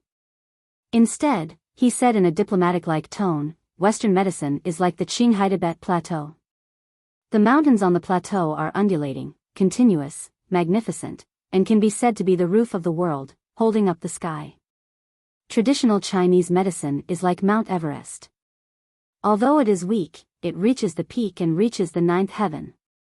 At this time, Ai Li couldn't help but ask, "Is traditional Chinese medicine really better than Western medicine?" Li Yundong smiled faintly. Western medicine requires X-rays and a variety of instruments to find out what illness a person is suffering from, but we Chinese medicine practitioners only need to look, listen, question, and feel the pulse to know what illness a person is suffering from, and how to treat it. Western medicine needs to open up a person's body to treat some internal diseases, but Chinese medicine doesn't need to open up a person's body to treat the patient's illness. So, comparing the two, which is better? At this time, everyone saw that Li Yundong had answered the continuous questions quickly, with a quick mind, sharp words, and exquisite metaphors. They couldn't help but secretly applaud Li Yundong. In particular, Li Yundong pointed out the shortcomings of Western medicine. Every time he pointed out it was bloody and unbearable. No one had a deeper understanding of this than them. Chinese people were against traditional Chinese medicine, and Westerners were also against Western medicine. Mandelson wrote a book to denounce Western medicine. After that, the Americans also established the National Health Alliance, putting forward the view that an ounce of prevention is better than a pound of treatment. However, they did not find a more advantageous weapon and tool to replace Western medicine, so for a time, they were like lost lambs, hesitating and at a loss. At this time, Li Yundong's eloquent speech suddenly made their eyes light up. It was as if the clouds in their hearts had been dispelled, and for a moment, almost everyone seemed to have understood something. At this time, Lin Guiying couldn't help but smile and applaud Li Yundong's demeanor as a speaker. As soon as she took the lead, Chris and her family next to her also applauded. Su Chan and Zi Yuan looked at each other and smiled, then gently clapped their hands together. The other guests in the hall had never heard such a wonderful theory, especially Li Yundong's metaphor about Western medicine and traditional Chinese medicine. It not only pointed out the advantages of Chinese and Western medicine, but also described the characteristics of Chinese and Western medicine very well, which was refreshing and made their eyes light up. Westerners were relatively honest. At this time, they were impressed by Li Yundong's words and demeanor, and they couldn't help applauding and cheering. Although Lisa was still a little unconvinced, she couldn't help but applaud Li Yundong's speech. It was not the first time that Li Yundong had faced such a scene. In the thunderous applause, he smiled slightly. His smile was gentle and calm. He raised the wine glass in his hand and said very gracefully, "For health, let's drink this glass." Chris looked at Li Yundong with her eyes shining. After translating his words loudly, there was a chorus of agreement in the hall. Everyone raised the wine glasses in their hands and shouted, "For health, let's drink this glass." For a moment, the hall was brightly lit, and people toasted each other. Lisa's difficulties had become Li Yundong's speech. At this time, he had completely become the center and the protagonist of the banquet. Everyone's light was shrouded by him. People at the banquet rushed to talk to him and ask about some information about traditional Chinese medicine. More people wanted to seek medical advice, hoping that Li Yundong could cure their diseases. Li Yundong talked with everyone politely and reservedly, neither servile nor overbearing. Chris, the daughter of the family, was also willing to act as a mouthpiece and interpreter. When the banquet was about to end and everyone was about to leave, Lin Guiying walked up to Li Yundong and said with a smile, "Genuinely, it was a very wonderful speech. I didn't expect that you would not only be a great cultivator at such a young age, but also an excellent speaker. You're really amazing." Li Yundong smiled slightly and said, "All talk and no practice are fake. All practice and no practice are stubborn. Chinese people speak too little in the world, so they don't understand us. That's why our traditional Chinese medicine is misunderstood like this. I just happened to be at the right time today." At this time, Lin Guiying's expression changed and she asked seriously, "Genuinely, have you ever thought about introducing traditional Chinese medicine to the United States and letting Americans come to see traditional Chinese medicine?" Well, I had diarrhea from yesterday until today, and I almost fainted. I've been writing with illness for the past 2 days, and it's been very painful. In addition, I hardly read the book review section recently. Some readers pointed out that Chris's spirit had a problem. This was indeed my negligence. I apologize to the readers and will correct it later. Some readers were so excited that they asked me for an explanation and scolded me in the book review section. I don't think it's necessary. It's just reading a book. Why do you have to be so serious? I'm not the Ministry of Railways. Why do you ask me for an explanation? What do I owe you? Why are you so excited? In addition, some readers often leave messages for me on QQ, blaming me for ignoring them. Tang, let me explain here. There are too many readers who leave messages for me every day, and I really can't take care of them all. In the future, if there are readers who want to talk to me about something, please just say it. Don't say, "Are you there?" or "Tang Tang, are you there?" Usually, when I see such similar words, I definitely won't reply. I don't have that much time. On the contrary, many people who come up to talk to me directly, I often reply. Please forgive me. Finally, today is the first birthday of raising a vixen at home. Thank you for your company and support over the past year. Thank you for your encouragement. Chapter 776.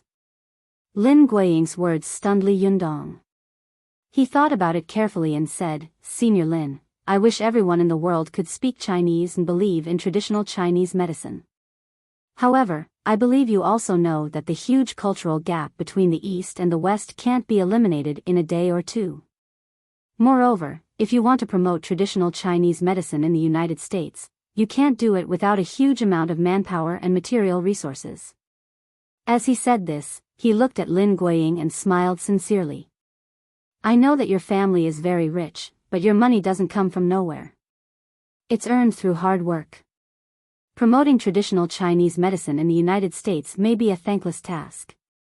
I don't want you to spend all your money on this thing that is likely to fail. Lin Guiying looked at Li Yundong in surprise. She had thought that the young man in front of her would be overjoyed and take the opportunity to persuade her to invest a lot of money to help him achieve such a career. If such a thing could be done, Li Yundong would definitely be recorded in history. He would become the object of admiration for countless people.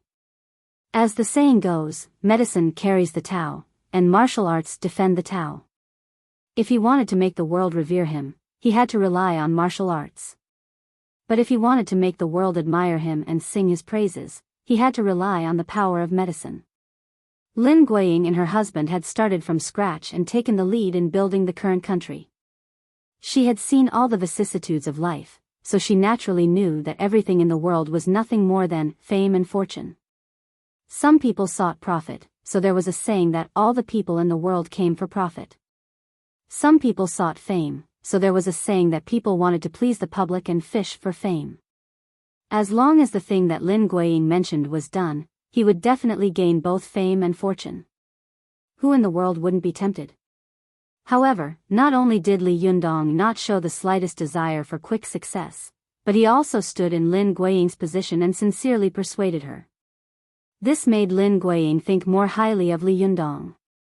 The elder, who had lived for 70 or 80 years, looked at Li Yundong with a moved expression. She seemed to want to see the slightest hypocrisy and politeness in Li Yundong's face and eyes. She had been wandering all her life and had seen countless things and people. She had long developed a pair of extremely sharp eyes. She was confident that she could see through a person's inner qualities at a glance. But Lin Guiying looked at Li Yundong carefully, only to see sincerity in his eyes. She didn't see any impetuosity or utilitarianism. Lin Guiying let out a long sigh in her heart and thought, this is a gentleman who can entrust his life and death to me. As she was thinking, she couldn't help but glance at Chris. She sighed softly in her heart, feeling a little sorry for her granddaughter. Although Lin Guiying had been wandering abroad in her early years and spent most of her life abroad, she was still influenced by the traditional culture of China. She was very strict with her family and had always believed that wealth and honor could be passed down to the family for no more than 3 generations, farming and reading could be passed down to the family for no more than 5 generations, poetry could be passed down to the family for no more than 7 generations, and morality could be passed down to the family for no more than 10 generations. The history of China had proved this point countless times. The once incomparably rich businessmen and rich people had long been submerged in the rolling mortal world of history. Even those who were good at farming and reading had been submerged in the changes of the historical dynasties. Only the families of Zhang Tianshi and Confucius, who were good at Tao and virtue, had been passed down to this day, forming a beautiful story of Zhang in the south and Confucius in the north. Li Yundong in front of her was a man who cultivated Tao and had virtue. Since ancient times, men who had Tao and virtue had been respected. A wise man could see the world from bits and pieces, and a prophet could know the autumn from the falling leaves. From such a small thing, Lin Guiying could see that Li Yundong was a gentleman who could entrust big things to her. She was in awe and made up her mind to let her granddaughter follow Li Yundong. At the same time, she would do her best to help his career. However, although Lin Guiying was respectful in her heart, there was no difference on her face. She just laughed and said, "Zhenrenli, you worry too much.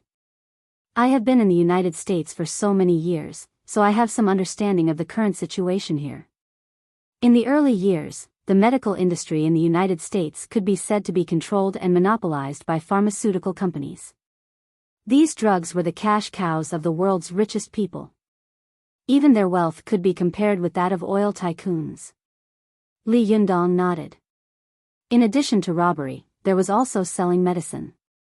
It can be seen that selling medicine is really one of the most profitable businesses in the world. Lin Guiying smiled slightly and said, "Yes, at that time, the entire medical system in the United States was linked to politics and laws. If a patient was unwilling to accept their treatment, the local court would immediately intervene and enforce it. I remember that there used to be a chemical called Ritalin.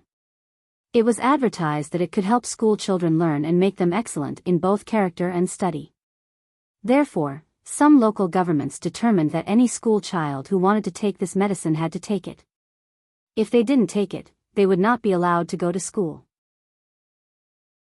If the parents came forward to negotiate, the parents would be prosecuted, sentenced, fined, and put in jail." As she said this, Lin Guiying sighed softly. At that time, 60% of American students took this medicine. I don't know if it was useful or not, but its side effects were to make students depressed, decadent, and in serious cases, even commit suicide. Some people simply became very hot-tempered and stabbed themselves, killing their parents, grandparents, classmates, teachers, and principals. According to the figures released by the state, there were at least 150,000 Americans who were disabled or killed because of taking this chemical every year. Now that I think about it, it was really an unbearable memory. It was also because of this that I asked my child to withdraw from the public school system and go to a private school. Later, this kind of thing aroused the anger of American citizens. As you said, the book Confessions of a Medical Rebel, written by Mandelson, caused a sensation after it was published in the United States 80 years ago. Americans began to reflect deeply and set up the National Health Alliance. Although such a phenomenon has disappeared now, Americans are more and more aware that their own Western medicine is actually not a life-saving cure. They are eager for a truly green, natural, environmentally friendly, and harmless medical method that can keep them away from diseases and keep them healthy and live a long life. Li Yundong's heart skipped a beat. He said, "Senior Lin, do you mean, now is the best time to introduce traditional Chinese medicine to the United States?" Lin Guiying laughed.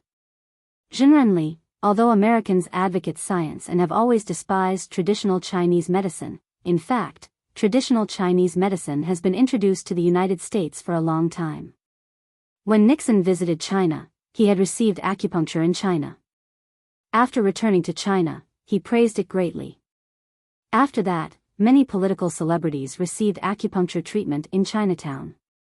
As a result, the diseases that had not been cured for many years were immediately cured, and those who were paralyzed could stand up and walk. These things immediately caused a wave of acupuncture in the United States. Later, the United States legalized the practice of acupuncture. Gradually, the American medical community gradually opened up and adopted a non-interference policy, allowing patients to choose their own way of seeing a doctor." Li Yundong was surprised. "There's such a thing? So traditional Chinese medicine should be doing well in the United States now?"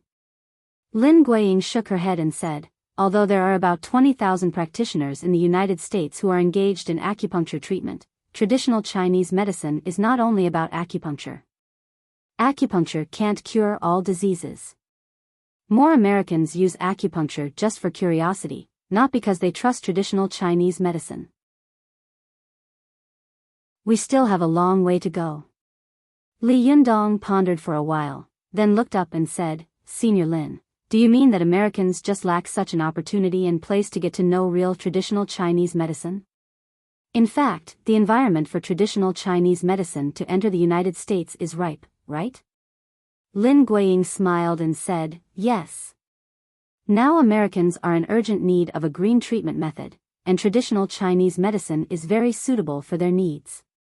As long as you are willing to do this, I am willing to do my best to help you.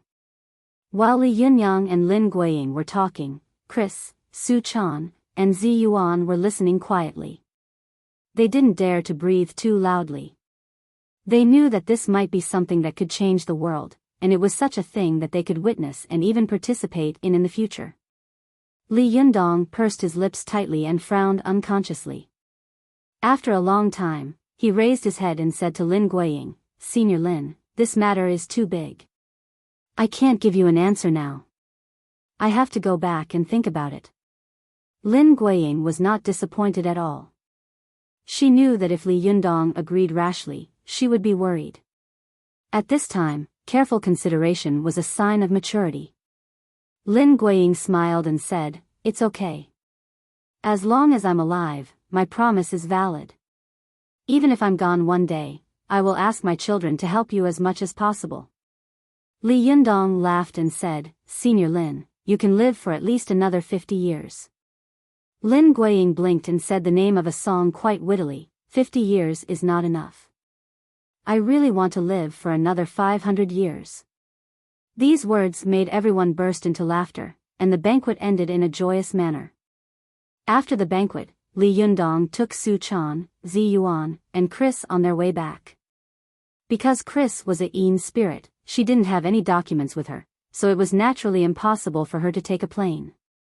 Zi Yuan, Su Chan, and Li Yundong were all unregistered residents, so they definitely didn't have passports. Therefore, they could only fly back to Tiannan City. Fortunately, Li Yundong had helped Zi Yuan and Su Chan along the way with his unparalleled jinqi. Otherwise, with the strength of their jinqi, they would definitely be exhausted to the point of vomiting blood when they flew back to China. When they finally got home, it was already the evening of the next day. They returned home, travel-worn. At this time, Zhou Qin was still in seclusion, and the little foxes had not returned from the tea shop of Desanxian. The house was empty and extremely quiet. After Chris's Yin spirit returned to her body, she fell on the sand tiredly. Her eyes were wide open, and she looked up at the ceiling.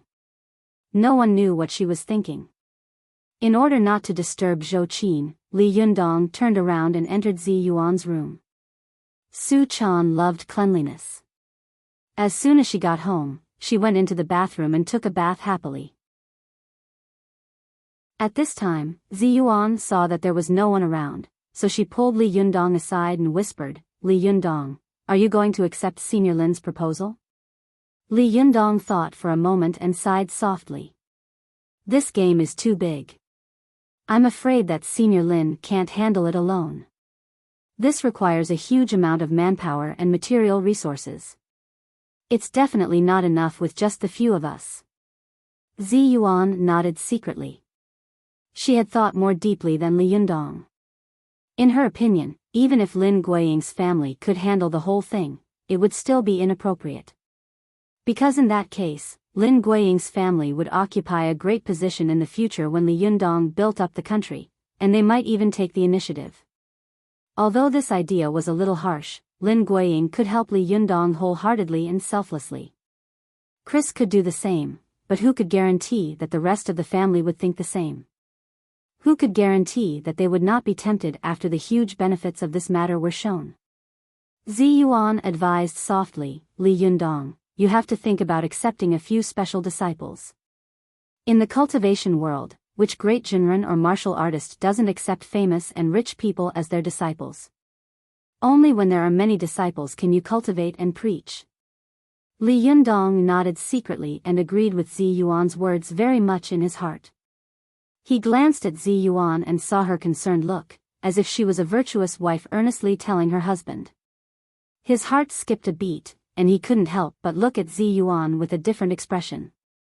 Zi Yuan seemed to notice Li Yundong's strange gaze. Her cheeks turned slightly red and she turned her head shyly. Just as she was about to get up and leave, she heard a knock on the door. Ziyuan immediately turned around and walked quickly to the door. When she opened it, she saw a slim and graceful girl standing opposite her. Her back was facing her, and she was looking at the opposite door.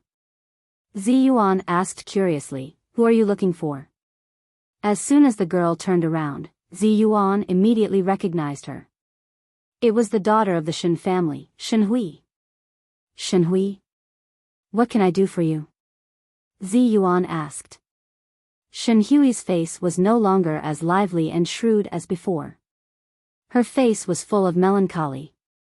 She crossed her hands in front of her and pinched her fingers together. She lowered her head, turned around, and said in a low voice, "Sister Ziyuan. Li Yun. Is Immortal Li at home?" Chapter 777. Immortal Li? Hearing Shenhui's words, Ziyuan couldn't help but smile. She turned her face to look at Li Yundong in the room and said with a teasing smile, "Immortal Li, someone is looking for you." Li Yundong walked out and saw that it was Shenhui. He smiled and said, "It's you. Come in and sit down." Shenhui stood at the door with her hands clasped together.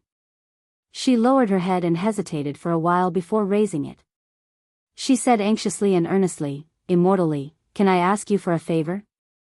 Li Yundong smiled and said, "What's the matter? Come in and talk.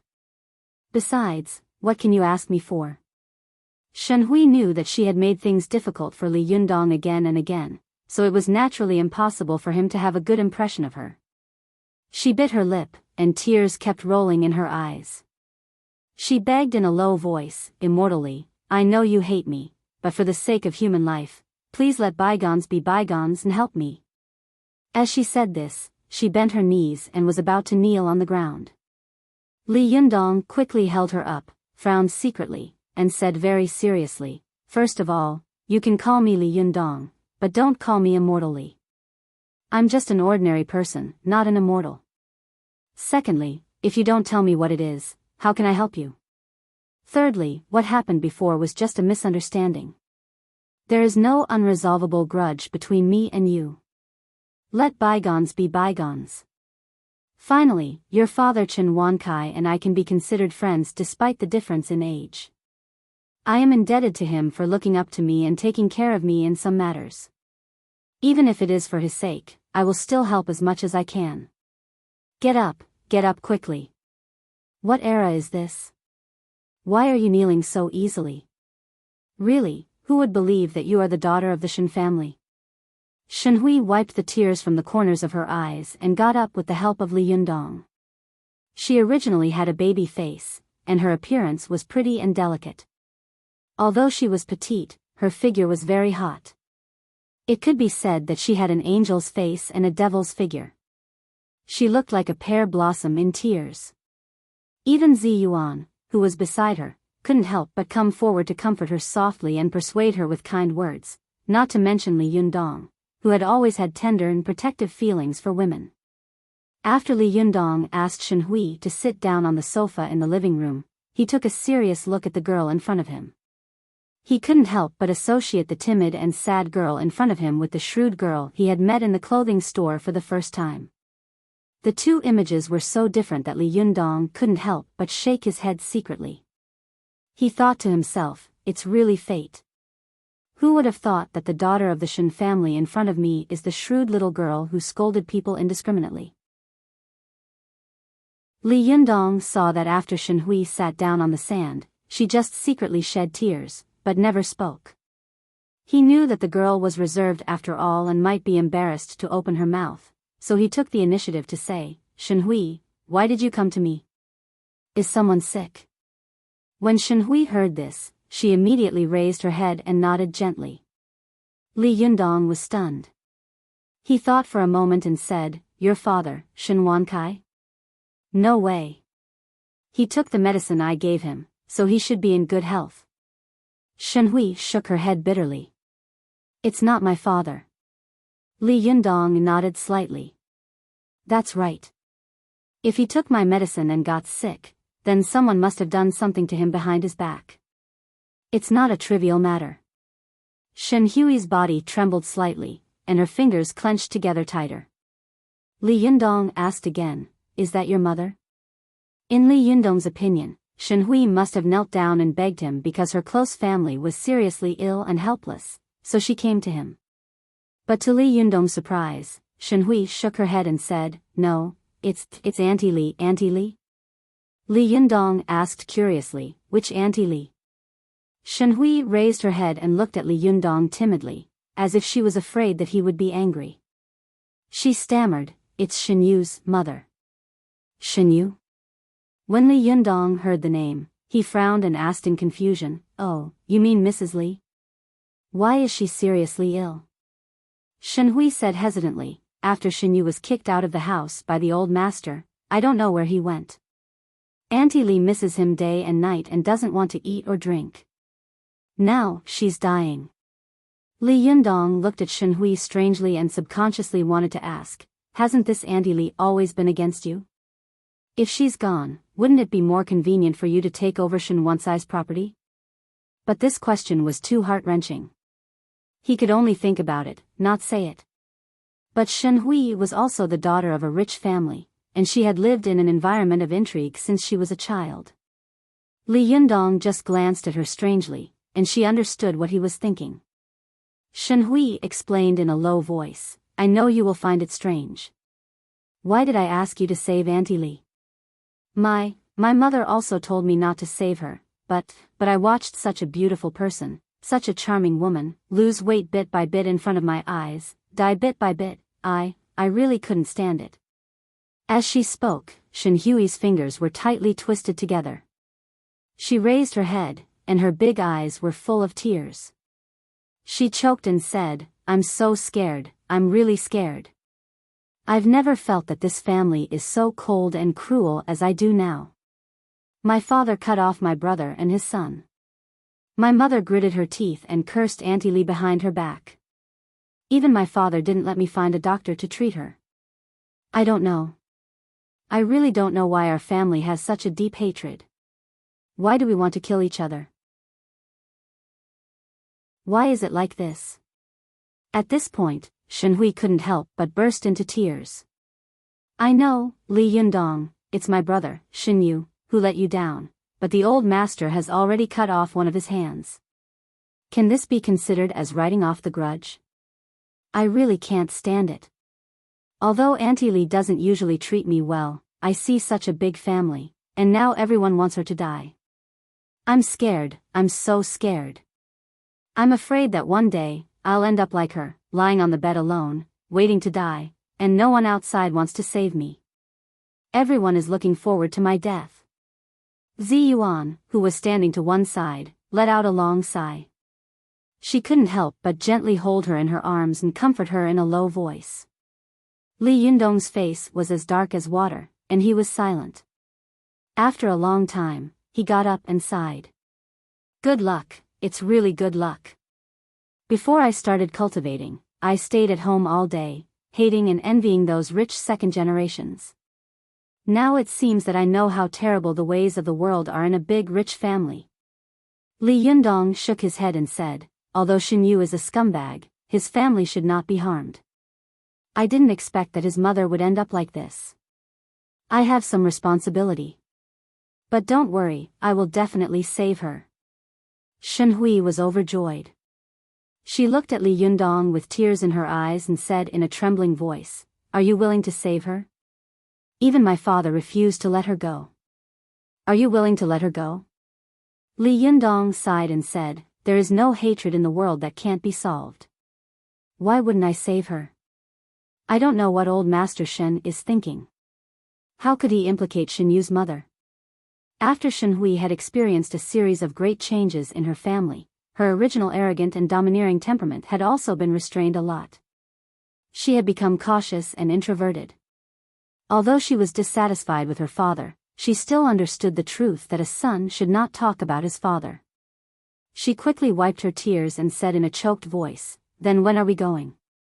Li Yundong said, "Saving people is like putting out a fire. We can't delay for even a second. Let's go now. As he said this, Li Yundong nodded to Ziyuan. Ziyuan, your medical skills are also very good. Come with me. Ziyuan nodded slightly. She hesitated for a moment and asked softly, should we call Su-chan?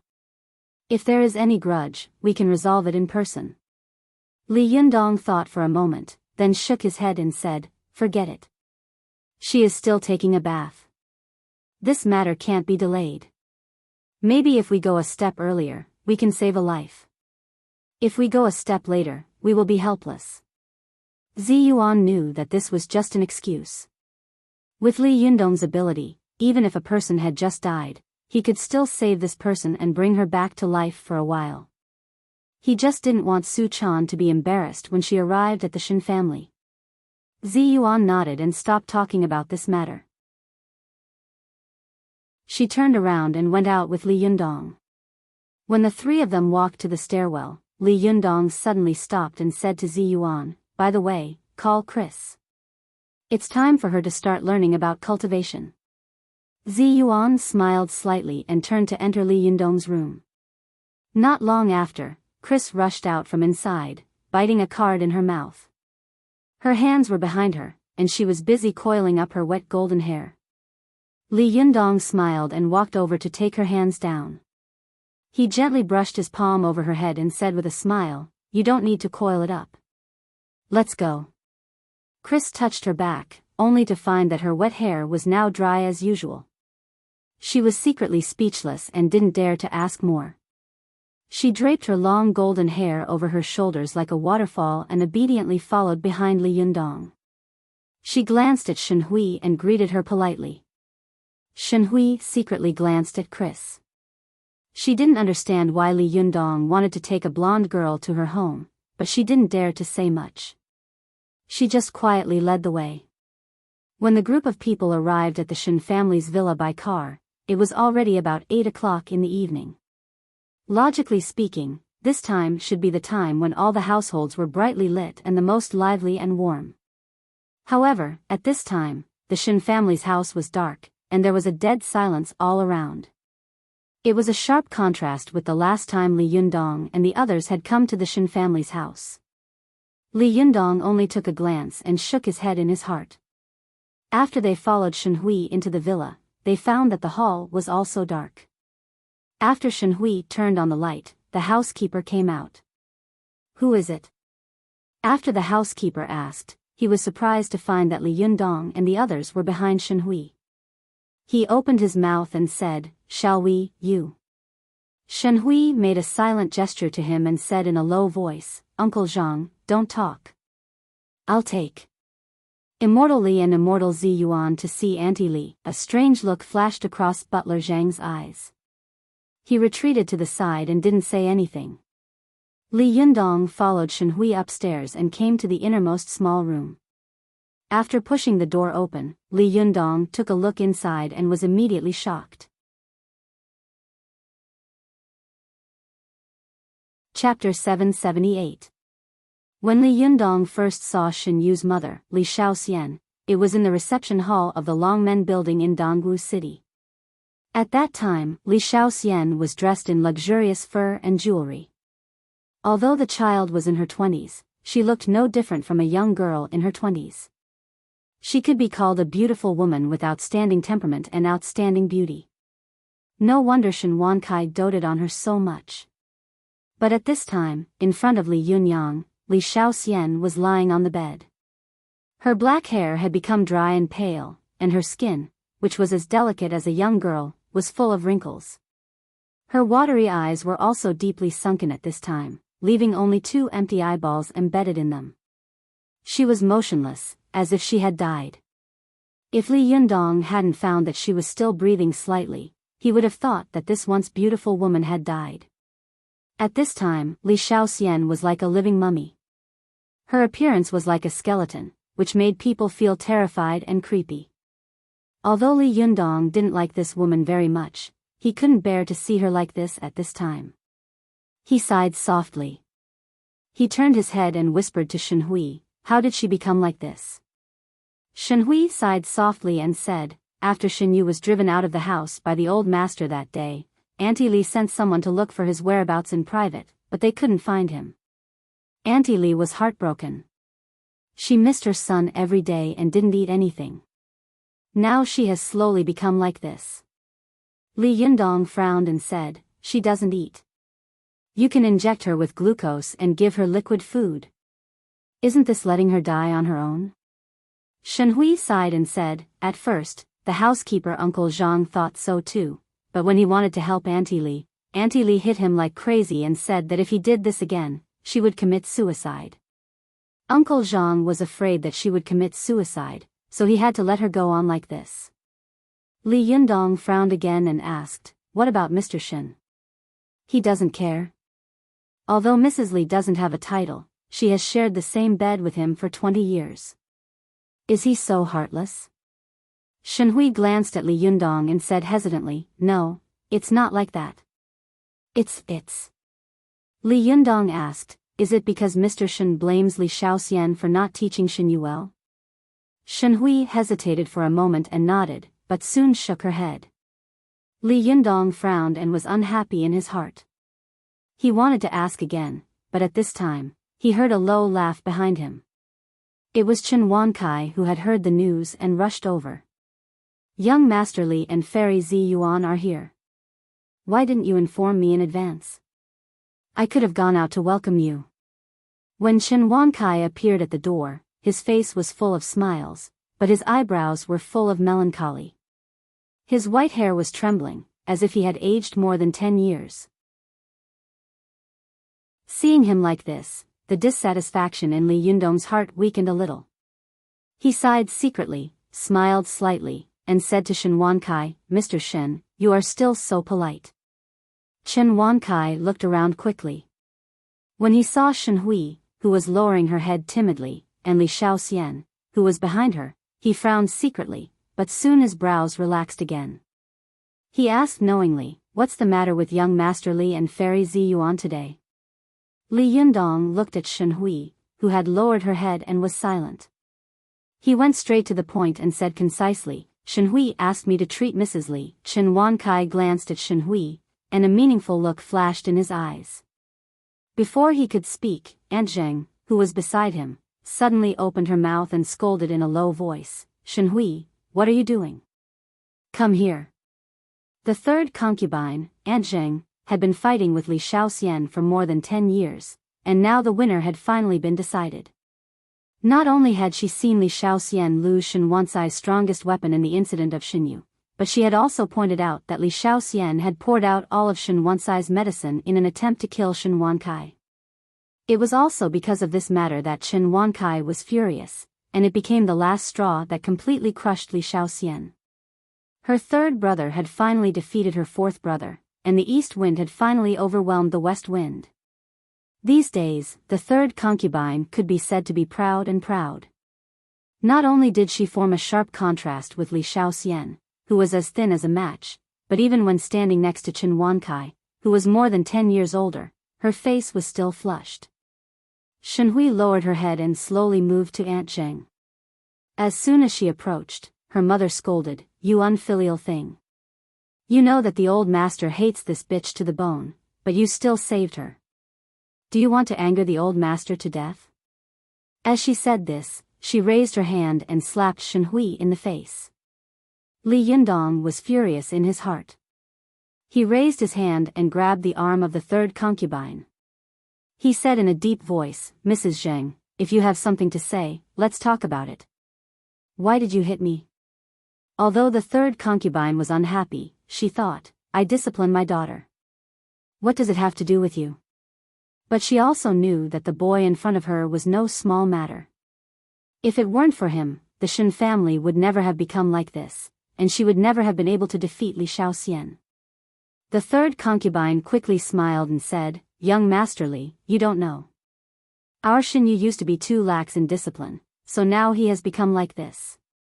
Although I am not Shenyu's biological mother, I am also very sad that such a thing has happened to my family. You tell me, if I don't discipline my daughter strictly, how can I do it? Beating is a sign of love, and scolding is a sign of love. Only now do I understand this sentence. If I had understood it earlier and told Xiao Xian earlier, I don't think Shen Yu would have embarked on such a road of no return. Alas, it's all my fault. As she spoke, she couldn't help but raise her hand to wipe her wet eyes. Shen Hui, who was standing to one side, also cried. She grabbed her hand and cried in a low voice, "Mom, I will be obedient. Don't worry, I will be filial to you." Li Yundong saw that her words were reasonable, but after thinking about it carefully, almost every word was directed at Li Shaoxian. She was pointing at the mulberry tree, scolding the locust tree, and adding insult to injury. Li Yundong looked at her meaningfully. He was secretly unhappy, but he also knew that it was difficult for an upright official to settle a family feud. He didn't want to get involved in the Shen family's affairs. Li Yundong just nodded to Shen Wankai and asked, "Mr. Shen, Mrs. Li has become like this today, and it has something to do with me. Although she is also at fault, it is not as bad as death. I want to give her another chance. What do you think?" Shen Wankai sighed deeply. He said to Li Yundong, "Young Master Li, can I have a word with you?" Li Yundong nodded and followed Shen Wankai to a nearby study. As soon as he entered the door, Shen Wankai said in a deep voice, "Young Master Li, you must be blaming me in your heart, saying that I am unreasonable and mean, right?" Li Yundong had always been an open and above-board person. He did not refute it, but nodded straightforwardly and said, "Yes. After all, she is the person who has lived with you for more than 20 years. Shen Wankai smiled bitterly, reached out his hand, and motioned for Li Yundong to sit down. He slowly sat down, leaned tiredly against the back of the chair, and said wearily, "Young Master Li, to tell you the truth, when you saved me, I knew what Xiao Xian had done. If you hadn't saved me at that time, I'm afraid I would have been killed by her. But at that time, for the sake of her hard work bringing up Shen Yu, I thought, everyone makes mistakes. As long as I know my mistakes and can change them, I will pretend that I have never been born. But, you know what happened next. Rome wasn't built in a day. Speaking of which, Xiao Xian and I both have an unshirkable responsibility for your becoming such a cruel and arrogant person." Shen Wankai said slowly, "Of course, this is not the reason why I want to force Xiao Xian to die. It's because Xiao Xian hates me in her heart. She just wants to die in front of me, make me regret it for the rest of my life, and make me unable to live in peace for the rest of my life." Li Yundong frowned and said, "But I heard from Shen Hui that you didn't ask someone to find a doctor for Mrs. Li?" Shen Wankai laughed. He raised his head and looked at Li Yundong meaningfully. "Young Master Li, you saw what my third brother said just now. Hey, there's a hidden meaning in his words." Before one wave had subsided, another wave had arisen. "Young Master Li, think about it from my point of view. I only have Hui'er left to inherit the family business, and she has such a scheming mother. If I pass the family business to her, when I really get old or I'm gone, will she do something unbearable under her mother's instigation?" Li Yundong was stunned for a moment, and then suddenly realized something. "So, are you testing Shen Hui?" Shen Wankai nodded heavily. "Yes. If she can really make up her mind not to save Xiao Xian, then I would rather give my family business to charity in the future than pass it on to her." Li Yundong sighed. "This family of yours. It's really difficult." Shen Wankai smiled bitterly. "That's why I have the idea of seeking Tao. Young Master Li, I know that you are a master of Tao, and I am so devout about Tao. Why are you not willing to accept me as a disciple? Is it because you still hate Su Chan in your heart?" Li Yundong shook his head. "No, this matter is over. The reason why I don't accept you as a disciple is because you haven't answered me. Why on earth do you cultivate Tao?" At this time, Shen Wankai stood up and knelt on the ground. He said, "Young Master Li, I heard that Luan, the king of Huainan in the Western Han dynasty, was devoted to Tao. One day, he heard that there was an immortal named Duke Ba who had the secret recipe for refining elixirs of immortality, but he never passed it on to others, so he went to find Duke Ba. Unexpectedly, Duke Ba wandered around, and Luan suffered a lot but still failed to find him. But Luan still searched wholeheartedly, and finally, Duke Ba was moved by Luan's sincerity. One day, Duke Ba came to Luan's house and taught him the method of refining elixirs of immortality. He also told Luan that once the elixir of immortality was refined, he would be able to ascend to heaven and become an immortal after eating it. Luan devoutly cultivated every day, and later, he really refined the elixir of immortality. After he took the elixir of immortality, his chickens and dogs ate the dregs of the elixir and also ascended to immortality along with Luan. Shen Wancai's white hair trembled slightly. He said excitedly, "Young Master Li, when I first met you, I knew that you were not an ordinary person, and that you would definitely have a great career in the future. Later, I found out that young Master Li is a genius of the world with the skills of immortals. I, Shen Wancai, know that my fortune is shallow, and I do not seek to cultivate amazing magic, nor do I seek to become a famous master in the world. I only seek to live a long life. Young Master Li, you ask me why I cultivate Tao, and my answer is..." As he said this, he kowtowed deeply. "I only wish to be a chicken or dog that ascends to heaven." Group 5 is full. Everyone, don't add any more. Group 6 is now open, 94450337. Chapter 779. Shen Wancai wholeheartedly pursued the Tao, but his mind was not pure. Although he only wanted to live a long life, in fact, Li Yundong knew very well that he was reluctant to give up the glory and wealth of the world and wanted to enjoy it for a few more years. Since ancient times, no matter how the dynasties changed and the times changed, those who believed in God and Buddha and longed for longevity were always the rich and powerful. Who would be willing to give up the luxurious life in the world? Many emperors of all dynasties longed for immortality because they were not willing to hold supreme power in their hands. However, they still had to live, grow old, get sick and die like ordinary people. If it was an ordinary person who lived a bitter life, who would desire immortality and suffering? However, those who lived a little more comfortable life longed to live 100 years. The higher the official, the more money they had, the more they hoped that they would not die. This was also the reason why Taoist Li Yi held a health class in society, and it immediately attracted countless rich people to join it. In theory, there was no difference between Shen Wancai and these people. However, the person he was pursuing was Li Yundong, a rising star who was famous in the cultivation world but unknown in society. The other rich people were pursuing Li Yi, who only knew how to cheat money and women. Li Yundong had always set a standard, that was, his disciples must wholeheartedly pursue the Tao. This Tao must be a devout belief in Taoism and have no distracting thoughts in their hearts. Only in this way could they achieve positive results. In other words, Li Yundong hoped that his disciples would all be great figures in the future, so that he would not lose face. However, gradually, under the influence of Zi Yuan, Li Yundong also knew that it was almost impossible to achieve this. Everyone had their own selfish feelings. Those who had no selfishness were saints. Since they were saints, they could write books and establish their own sections. Why should they cultivate with him? As the saying goes, if a person is too scrupulous, there will be no disciples, and if the water is too clear, there will be no fish. Li Yundong also realized that if he always insisted on this point of view, he was afraid that he could only accept Zhou Qin as his disciple in this life.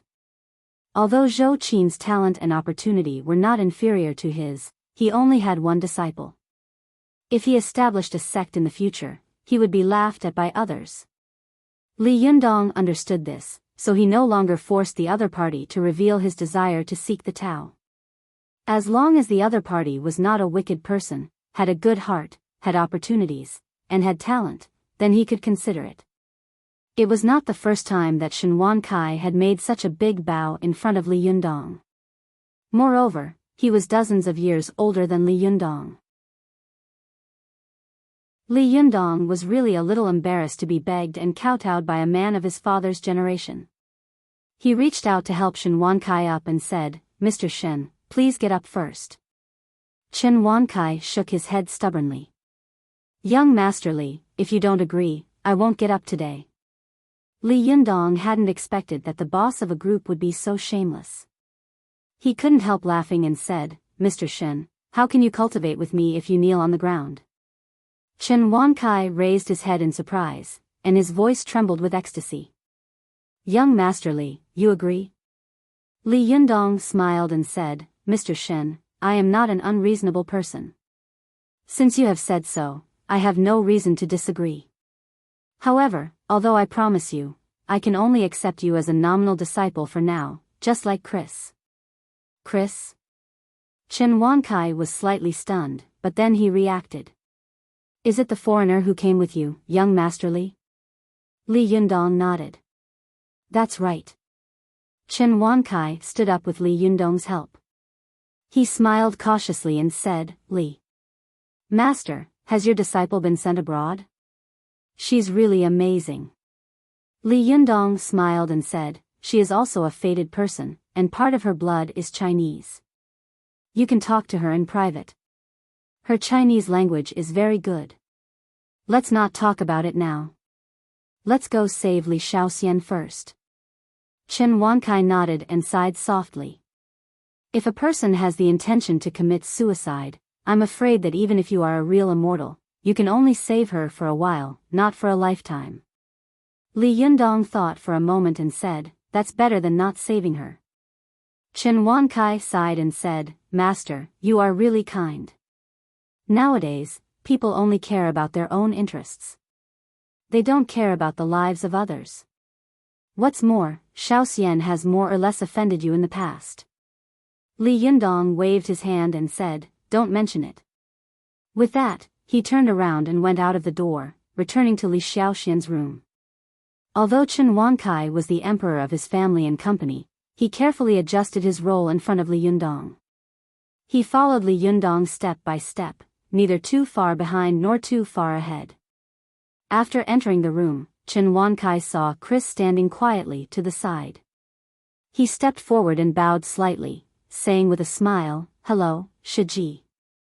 When Chris heard him, a figure of her father's generation, call her Shiji, she also felt strange in her heart. She replied with a strange expression, Hello, hello. The two of them, who were quite different in age, greeted each other and turned to look at Li Yundong. At this time, Li Yundong walked up to Li Shaoxian and reached out to feel her pulse.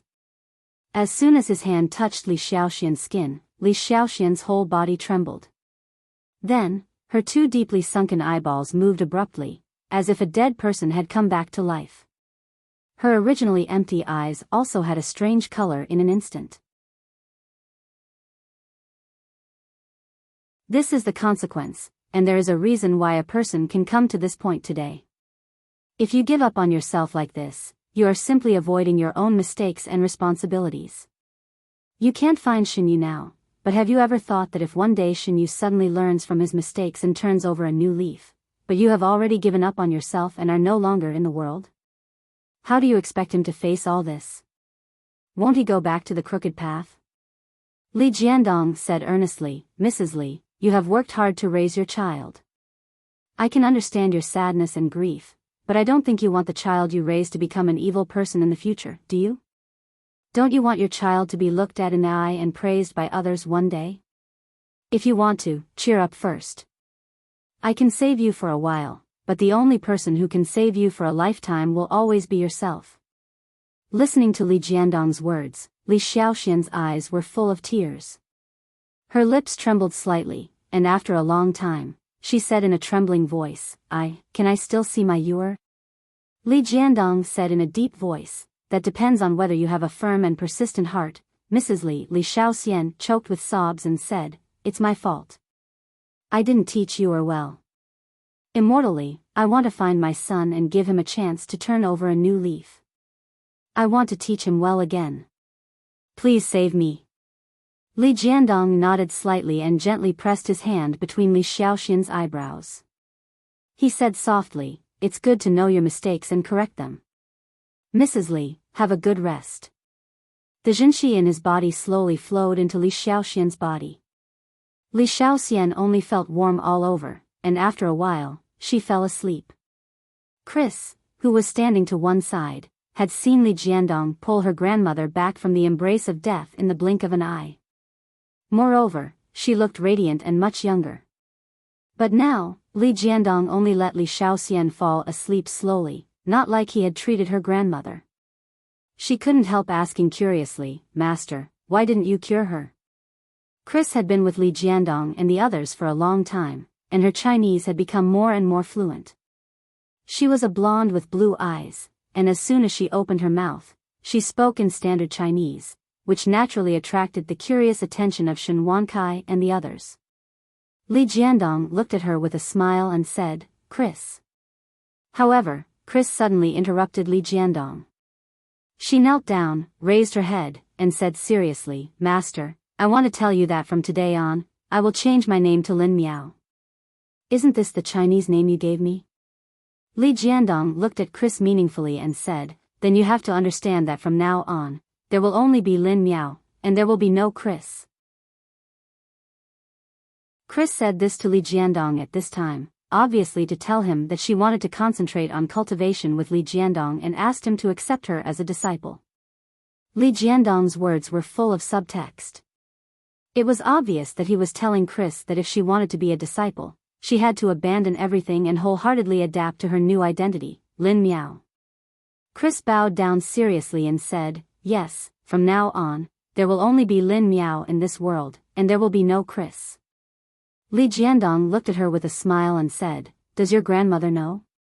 Chris raised her head and smiled sweetly. "Of course she knows. She also wants to be a disciple of Master."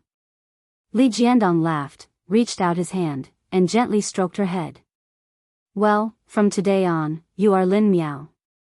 Chris, no, she should be called Lin Miao now. She was overjoyed when she heard this. She kowtowed 3 times and called him master. After she finished bowing, Li Jiandong stood up and nodded slightly to Chen Wankai, who was looking at him eagerly, and said, "Today, I will teach you your first lesson." She knew that Lin Miao was extremely talented, and her physical body furnace was also 1 in a million.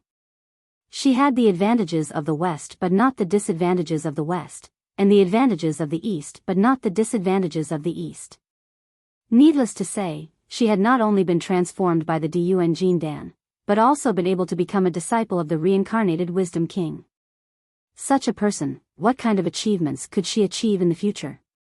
She knew that Lin Miao was definitely not the first foreign female cultivator in the Chinese cultivation world.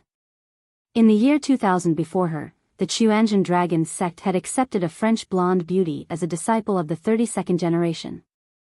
Her Taoist name was Jing Xiu, and she was currently the president of the French Taoist Association. However, Jing Xiu did not have the opportunity and good fortune that Lin Miao had. Obviously, her future cultivation would not be as high as Lin Miao's. And this Lin Miao from the United States, would she surpass her? Would she surpass Wei Cunhua, the founder of the Shangqing sect, and Sun Bu'er, the founder of the Chuanzhen Nanhua sect? What kind of changes would she bring to the cultivation world if she achieved such achievements in the future? The only thing she knew was that Li Jiandong had begun to show signs of Jin Lin is not a fish in the pond, and when he meets the wind and clouds, he will change into a dragon. As soon as he moved, the wind and clouds around him will move, and as soon as the wind and clouds move, the world will move. An idea suddenly came to Ziyuan's mind. She didn't know how far the man in front of her could go, but she wanted to stay by his side, quietly accompany him, and see how far he could go. However, what Ziyuan didn't know was that a huge wave that would shake the entire cultivation world was about to sweep over. Alas, illness comes from the mouth. Today, I was greedy. I ate cold loofah and bananas, and my stomach rebelled again. What a tragedy. I'm writing in pain. In addition, Wei Cunhua and Sun Bu'er were both famous female cultivators in China's history. Wang Chongyang's 7 disciples, Ma Yu, the eldest of the Chuanzhen 7 masters, was married to Sun Bu'er. As for Jing Xiu, she was also a real person. This French girl was quite beautiful. She had entered the Taoist sect in Xi'an, and now she should have returned to China to spread Taoism. Those who were traveling in France could go to the French Taoist Association to see this beauty.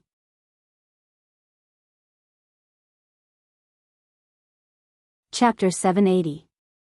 In the Shen family's villa, Li Yundong taught cultivation to his two disciples for the first time. He said with confidence, "In your opinion, what is cultivation?" This question stunned both Lin Miao and Chen Wankai. The two of them looked at each other. It was not the first time they had met. At this time, because of the opportunity, they had gathered together, so there was a sense of closeness in their hearts. Lin Miao thought for a moment and said, "I think cultivation is a kind of hard cultivation, so as to constantly improve one's strength." However, Chen Wankai said, "I think cultivating one's body and mind is cultivation." Li Yundong nodded and said, "You're both right, but also wrong.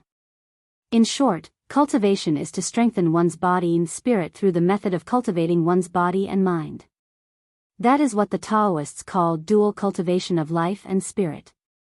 After strengthening one's body, one will have a power stronger than that of mortals. Just like when I saved your grandmother, Lin Miao. At that time, your grandmother's soul was scattered everywhere. I used the power of a powerful magical weapon to pull her soul back and poured a lot of junqi into your body. But your grandmother has been practicing martial arts all year round, and what she practices is the plum blossom fist, which is the closest to cultivation. Therefore, her body is strong and her furnace is vigorous. She is not inferior to cultivators at all. It's just that she doesn't understand the way of cultivation and can't get started. Therefore, if I inject junqi into her, she can completely bear it." Li Yundong pointed to Li Shaoxian, who was sleeping soundly, and said, "But she is just an ordinary human furnace, and she has been hungry for so many days. Her body is already weak. If I suddenly pour a lot of pure junqi into her, her meridians will definitely explode and she will die." As he said this, Li Yundong smiled at Lin Miao and said, "You have to remember that although there are many magic arts in the world, they are all the same. The way of the Great Way depends on your heart. You have to adapt to the local conditions, the person, and the time." Lin Miao thought for a while and nodded slowly. However, Chen Wankai couldn't help asking, "Master, is Shaoxian okay now?" Li Yundong smiled and said, "She is just weak. She will be fine after a little recuperation. As long as she doesn't want to die, of course, there will be no problem." Chen Wankai was relieved. He glanced at Li Shaoxian and asked, "Master, isn't it a little late for me to cultivate at such an old age?" Li Yundong thought for a while and looked at Shen Hui and the third concubine. He hesitated for a moment. The third concubine was very clever. She immediately pulled Shen Hui and said with a smile, "You guys talk first. Huier and I will prepare some food." As she said this, she pulled Shen Hui out of the room. After coming out, the third concubine looked back. Although she was angry at Shen Hui for asking Li Yundong to save Li Shaoxian, she felt even more regretful that Shen Hui could not stay in the room at this time. She naturally knew that since her father had taken Li Yundong as his master, he would definitely be greatly influenced by him in the future. If her daughter could get close to Li Yundong, there would naturally be many benefits in the future. Thinking of this, the third concubine couldn't help complaining about Shen Hui. "You stupid girl. I asked you to acknowledge me as your master in the past, but you didn't. Now, even if you want to acknowledge me as your master, I won't accept you. I'm so angry that I was kicked out of my own house." Shen Hui also looked gloomy. She looked at the room with a complicated look in her eyes. She opened her mouth and wanted to refute, but she couldn't say anything. She was silent for a while, feeling lost in her heart. At this time, in the room, Li Yundong said to Shen Wankai, "It's indeed a little late for you to cultivate now, but in history, there are people who have cultivated at an old age. For example, Zhang Sanfeng, Wang Chongyang, and Ma Yu. These people are all old." Shen Wankai smiled bitterly and said, "Master, I don't expect to cultivate to their level. Li Yundong smiled slightly and said, according to the Yellow Emperor's canon of internal medicine, the liver is weak at 7 or 8, and the tendons can't move. After 8 or 8 days, the man is thirsty, the essence is little, the kidney is weak, and the body is extremely weak. The 7 or 8 and 8 refer to the two age gaps of 56 and 64 years old. At this stage, men have entered the stage of decline and are very unsuitable for cultivation. Shen Wankai was disappointed. Then, is there any other way? Li Yundong smiled and said, yes. Shen Wansai's eyes suddenly lit up. What is it? Li Yundong smiled and said, take pills and medicine to cultivate your body and mind. Even though Shen Wankai had seen a lot of the world, he couldn't help but be excited when he heard such a thing at this time. Like a teenager, he said with a face full of desire, what pills? What medicine? Is it the elixir of life? Master, do you know how to refine it? Li Yundong shook his head and said with a smile, I don't know, and I can't refine it. Shen Wankai was shocked, and his face was full of disappointment. Even you can't refine it? Li Yundong nodded slightly. Yes, but you can. Shen Wankai was stunned and then said with a wry smile, Master, don't joke. Li Yundong laughed and said, have you forgotten that you have the Medicine King tripod? Shen Wankai was stunned for a moment, and then he suddenly came to his senses. He rushed out like a gust of wind and rushed back like a gust of wind. He held the Medicine King tripod with both hands and respectfully held it over his head. He bent down and handed it to Li Yundong. Master, the Medicine King tripod is here. I will give it to you now as a fee for my entry. Li Yundong laughed and said, are you kidding me? 700 million yuan for the entry fee? Do you want to scare me to death? As he said this, he said to Lin Miao, can you afford such an entry fee? Lin Miao smiled bitterly and said, Master, don't play with me. Shen Wankai looked a little embarrassed as he said, Master, I was wrong, but this is a token of my sincerity. In my hands, it's just an antique collection. In your hands, it's a great magic treasure of immortals. If you let me hold it all the time, it's also a sin. As the saying goes, an ordinary man is innocent, but he gets into trouble because of his wealth. Master, you don't want to see me suffer a misfortune, do you? Shen Wansai's words were quite good. Li Yundong smiled. He was not pretentious. He nodded and said, okay, then I'll keep it for you for the time being. In the future, when I refine the pills, I'll give them to you. Seeing that Li Yundong had accepted the Medicine King tripod, Shen Wankai was relieved. Seeing that Li Yundong had finally taken the Medicine King tripod, Zi Yuan was secretly happy for him. Now that the Medicine King tripod was in hand, as long as there were medicinal materials, with the alchemy skills she had learned, she and Li Yundong would not be afraid of having no pills to use in the near future. Even if one day they really had no money, they could also wholesale elixirs. This could also be a way to make money. Li Yundong didn't know what Zi Yuan was thinking. He seriously taught Lin Miao and Shen Wankai the most basic cultivation knowledge, just like Zi Yuan had taught him. In the past few days, he had been going back and forth between the Shen family and his own home, teaching Lin Miao and Shen Wankai while helping Li Shaoxian take care of her body. Unknowingly, it was already close to the end of the year. A southern city like Tiannan City finally had a little chill. In the distant Mount Longhu in Jiangxi province, the approach of the Spring Festival made this place, which was full of outstanding people, feel like spring had arrived. Mount Longhu was surrounded by mountains and rivers, and there was plenty of water vapor. In recent years, the temperature had been generally high. Although it was close to the end of the year, it had strangely rained near Mount Longhu these days. On the side peak of Mount Longhu, raindrops fell in a pitter-patter. A tall and lush green pine tree was like a huge canopy, blocking the wind-dust stone. In front of this huge stone stood a graceful woman. This woman was wearing a red han dress, and her long skirt was flowing. She looked like a fairy in a painting. She stood in the rain, letting the rain fall on her hair, and then slowly converge into water droplets. They flowed over the vermilion beauty mole between her eyebrows, then across her cheeks, and finally soaked into her clothes, making her whole body wet. This woman was none other than Ao Wushuang. She didn't know how long she had been standing there, but she was like a stone statue, motionless. She just stared at the huge wind-dust stone. She had been standing like this, trembling slightly under the invasion of the cold rain and humidity.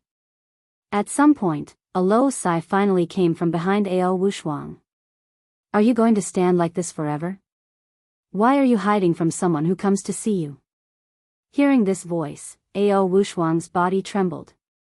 She slowly turned around and looked at the man in front of her, who she had been thinking about day and night. Wang Yuanshan.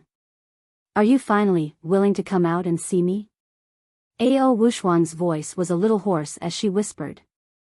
Wang Yuanshan sighed heavily. If I don't come out, you'll be finished. Don't you know that there is a magic circle here?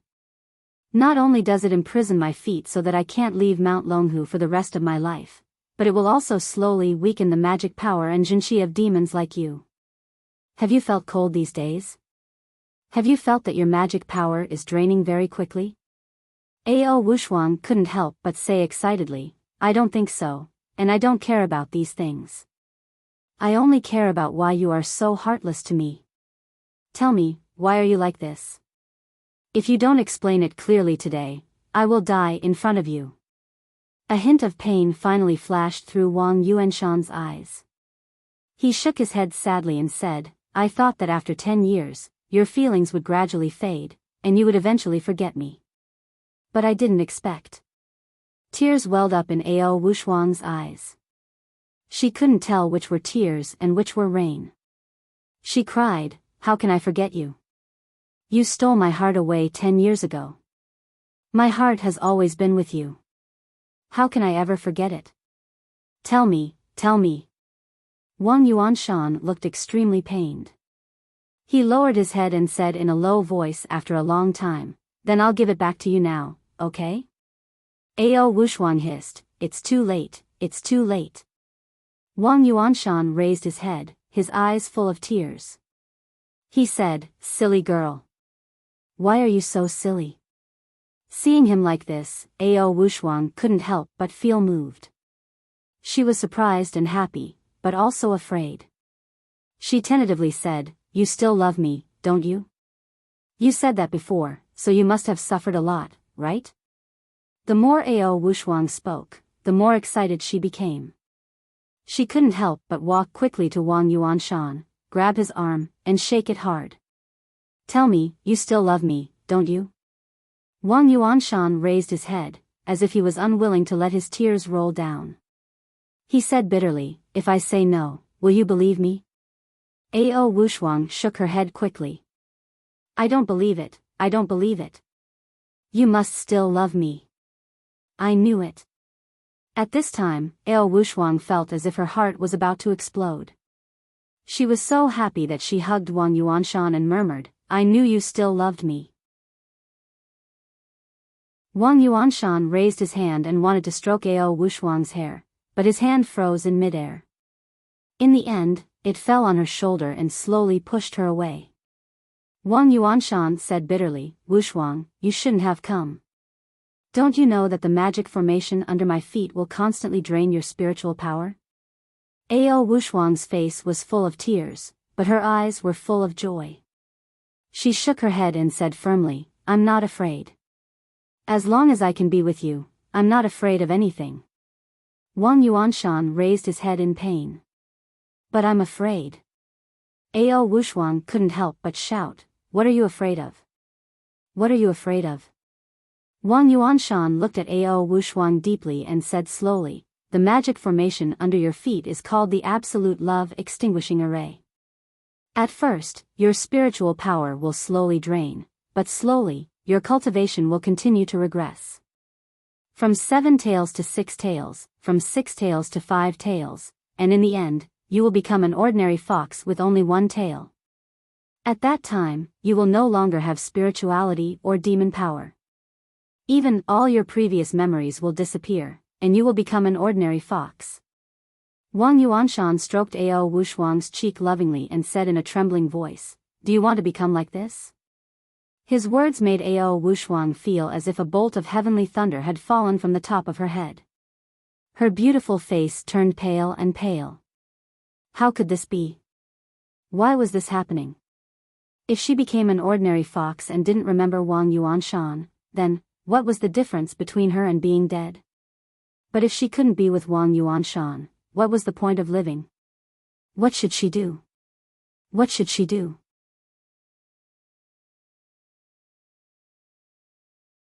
Chapter 781. Wang Yuanshan's words made Ao Wushuang feel as if she had fallen into an ice cave. She trembled in fear and said incredulously, "Why is this happening? Why did they use such a vicious magic formation to deal with you?" Wang Yuanshan gently stroked Ao Wushuang's cheek and said softly, "They are not dealing with me. They are dealing with you, Wushuang." 2 lines of clear tears flowed down from Ao Wushuang's eyes. She choked and said, "Is it because I'm a fox demon and you're the leader of the Linggong sect? Can't they tolerate us just like that?" Wang Yuanshan sighed heavily and said, "Wushuang, now do you know why I've been hiding from you? Now do you know why I want to sever the past with you? Forget me and start your own life again. The agreement I made with them was that as long as you were not with me, they would not make things difficult for you." Ao Wushuang suddenly thought of something. She grabbed Wang Yuanshan and said anxiously and earnestly, "Yuanshan, you have broken through to the Thunder Retribution realm, haven't you? This magic formation shouldn't be able to stop you, should it? Come with me. We'll hide far away. The world is so big, and there must be a place for us to hide." Wang Yuanshan shook his head bitterly and said, "Don't be silly. As long as I leave the range of Mount Longhu, I will immediately attract the heavenly thunder. Within a radius of 10 miles, it will be struck by the 9 heaven divine night thunder. Not to mention you, even I will be struck into powder." Ao Wushuang's lips trembled slightly. She looked at Wang Yuanshan in despair and said bitterly, Is there any other way?" Wang Yuanshan sighed softly and said, "No, don't think about it anymore. Let's get out of here. If you stay any longer, you will degenerate into a 6-tailed spiritual fox." Ao Wushuang hugged Wang Yuanshan tightly and refused to let go. She cried and said, "I don't care. Even if I become an ordinary fox again, I will stay by your side." Wang Yuanshan just shook his head and said, "Don't be silly. Don't you see that it's starting to rain heavily? It's almost spring, and it's time to go through the thunder retribution. At this time, the mystical silver fox will definitely follow her through the thunder retribution. Once she finishes, it will be time for her to wake up completely and recover her strength. At that time, the fierce battle more than 1,000 years ago will be repeated, and the Fox Zen school will definitely become the target of public criticism again. At that time, Ao Wushuang, you'd better run as far as you can." Ao Wushuang was shocked. What? The mystical silver fox? Now the leader of the Fox Zen school is Li Yundong. He has already governed the Fox Zen school very well. Why should the Fox Zen school become the target of public criticism? Ao Wushuang's mind was in a mess. She said in as she as, Li said, Jiu jiaz as she as she as she as she as he as she as. Ao Wushuang's mind was in a mess. She said in shock, "No, I have to tell Li Yundong." Wang as she he said, "No. You with Wu. As Chan she Chan as he Wang, she as he with as you as the Li Yi as Li as Chan in with the Chen. This will involve Chaner. Li Yundong can stop all of this." Wang Yuanshan couldn't help but say angrily, "No, you must leave. The further the better. Take Su Chan with you." Ao Wushuang asked in surprise, "Why?" Wang Yuanshan stared at Ao Wushuang closely. After a long time, he said slowly, "Once the mystical silver fox finishes the thunder tribulation, she will recover all her strength. There are very few people in the world who can stop her. The cultivators of the major sects can't deal with the mystical silver fox, but can't they deal with you? When the time comes, all the major sects will join forces to eliminate the henchmen of the Fox Zen school first. It is even possible that the cultivation world of China will join forces. You and Su Chan are the two strongest fox spirits in the Fox Zen school now. If they don't attack you, who else will they attack? No matter how strong Li Yundong was, could he stop the cultivators of two countries by himself? Think about it. Since ancient times, which cultivator could withstand the joint attack of all the cultivators in the world? No, absolutely not. As he spoke, Wang Yuanshan said, Li Yundong is the reincarnated wisdom king and the mystical silver fox is his mortal enemy. He can indeed deal with the mystical silver fox, but he is still too weak now. He is definitely no match for the mystical silver fox. If you stay by his side, you will only drag him down and cause the cultivation sects in the world to deal with him instead. Ao Wushuang looked at Wang Yuanshan in a daze, and her lips trembled slightly. She said softly, "What you said. I understand, but what about you? Are you going to stay in Mount Longhu for the rest of your life and never go down the mountain again? Am I going to be separated from you for the rest of my life?" Wang Yuanshan smiled sadly and said, "Wushuang, accept your fate. Humans and demons can't be together. You, hurry up and go as far as possible. It's best if you never come back." Ao Wushuang said anxiously, "But what if the mystical silver fox wins in the end? What will you do? Can you get out of here?" Wang Yuanshan smiled and said lightly, "She can't win."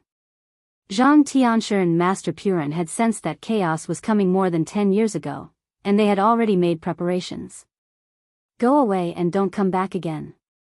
If you stay any longer, you will really forget everything. As he spoke, he pushed Ao Wushuang hard in his arms and sent her flying. Ao Wushuang stopped in midair. She looked at Wang Yuanshan with tears in her eyes. After a long time, she reluctantly turned her head and left. Wang Yuanshan watched Ao Wushuang leave in a daze. He didn't move at all, like a stone statue. After a long time, he sighed softly, turned around, and walked into the woods. At the foot of the hillside not far away, Zhang Lufang was holding a bamboo umbrella. She turned her head sadly and sighed at her master, Zhang Kongyun, who was beside her. "Master, it's so cruel. Why can't they be together?" Zhang Kongyun said with a cold face, "It's an iron law that humans and demons can't coexist. Although the times have changed, how can humans and demons be together?" Zhang Lufang sighed and said, "But Ao Wushuang is so pitiful." Zhang Kongyun snorted coldly and said, "What is love in the world? This fox spirit is very emotional. It's a pity that she was reincarnated in the wrong body." Zhang Lufang shook her head and said, "Why can't lovers get married?" Zhang Kongyun smiled coldly and didn't say anything. After a while, he said, "Don't worry about them. Worry about yourself first. Chaos is coming. With your half-baked skills, humph humph." Zhang Liufang's eyes lit up and she suddenly asked, "By the way, Master, how powerful is the mystical silver fox? What if we can't beat her? What is the preparation that Wang Yuanshan mentioned?" Zhang Kongyun looked at the place where Wang Yuanshan's figure had disappeared with a complicated look in his eyes. He sighed heavily and said, "Don't ask. You don't want to know." Zhang Lufang looked at him in confusion. "What? Why do you say that?" Zhang Kongyun's eyes flashed with a touch of irritation and melancholy. He shouted in a low voice, "Don't ask. If you've seen enough, let's go. I really don't know why you're so gossipy all day long. You don't even cultivate properly." Zhang Lufang pouted and muttered in a low voice, "You're so annoying. The cultivation world is about to be finished. What's the point of cultivating?" Zhang Kongyun said angrily, "Bastard, what are you talking about? How could the cultivation world be finished?" Zhang Lufang giggled and said, "Master, tell me, what are you preparing for?" Zhang Kongyun snorted angrily and said, "Stop dreaming. I won't tell you." Zhang Lufang surrounded Zhang Kongyun and said, "Oh, master, don't be like this. Tell me quickly. My mouth is sealed. Tell me quickly." Just as the two of them were entangled and going down the mountain, Ao Wushuang was walking on the mountain road in a daze. This time, she finally knew Wang Yuanshan's sincerity, but she felt even more pain. God seemed to be deliberately torturing her, making it impossible for her to be with Wang Yuanshan. She walked slowly along the way. She didn't know how long she had walked until she found herself in an unknown wilderness. Her surroundings were filled with mud, and in front of her stood a man with a foreign bloodline. The man stood in the rain with his hands behind his back. The raindrops around him were falling, but they were all bounced off without exception, as if there was an invisible qi shield around him. When Ao Wushuang saw the man at a glance, her originally lifeless eyes finally moved. She moved her gaze stiffly and looked at him. Then, she continued to move like a walking corpse, trying to leave him. This man was Wan Zhenyuan. When Ao Wushuang was about to pass by him, he suddenly said, "He wants to see you." Ao Wushuang's body froze. Her voice was hoarse as she said in a low voice, "Him? You mean Lu Yi?" Wan Zhenyuan was obviously in a good mood. He smiled slightly, and his smile was full of complacency. "Yes, he wants to see you." Ao Wushuang moved her eyeballs and looked at him coldly and indifferently. "Why does he want to see me?" Wan Zhenyuan curled his lips and said, "Then you should ask him face to face. Maybe you just want to catch up. Maybe he has a way to help you solve your current problem." These words immediately made Ao Wushuang feel as if she had come back to life. She became excited and her eyes widened. "He has a way. Does he really have a way?" Wan Zhenyuan chuckled and made a gesture. "You have to verify it yourself." Ao Wushuang gritted her teeth and instantly turned into a beam of blue light, flying toward Dongwu City like lightning. Wan Zhenyuan looked in the direction in which her figure had quickly disappeared, shook his head, and said with a smile, "What an impatient person." As he said this, he also flew over. By the time Ao Wushuang arrived in Dongwu City, it was already night. She went straight to Lu Ye's residence and pushed the door open with a bang. She saw Lu Yi sitting under the eaves, quietly watching a game of chess. It was as if he was playing chess and playing with the lights. Ao Wushuang didn't even look at Mei Nyang, who was next to her. She walked straight to Lu Yi and said, "Do you have a way to save Wang Yuanshan?" Lu Yi didn't look up. He just glanced at Mei Nyang, who was next to him. Mei Nyang understood. After kissing him on the forehead, she got up and left gracefully. Lu Yi pointed to an empty stool that had been prepared in front of him and said, "Sit down." Ao Wushuang glanced at it, but she didn't sit down. She was anxious and nervous. She asked with anticipation and fear, "Do you have a way to save Wang Yuanshan? How do you know that I will go to see him?" Lu Yi laughed and shook his head. "I brought you up when you were a child. How can I not know what you are thinking and what you will do? As for saving Wang Yuanshan, hey, I don't have the ability to go to the hinterland of Mount Longhu to save him." Ao Wushuang smiled in despair. Her smile was sad. "I knew it." She turned around and wanted to leave. But at this time, Lu Yi suddenly said, "Although I can't do it, someone can." Ao Wushuang turned around like a gust of wind and asked, "Who?"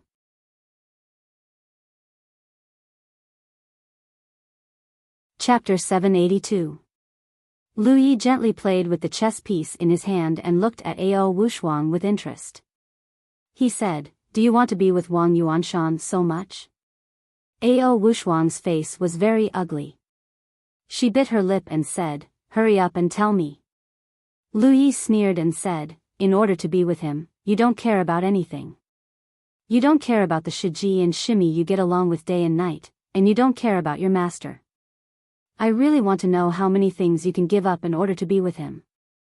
Wang Yuanshan was Ao Wushuang's weakness. Usually, this cold and beautiful woman had always been indifferent to people, especially to men. Even to Li Yundong, she only secretly praised him in her heart, but her expression had always been indifferent. She was neither enthusiastic nor flattering.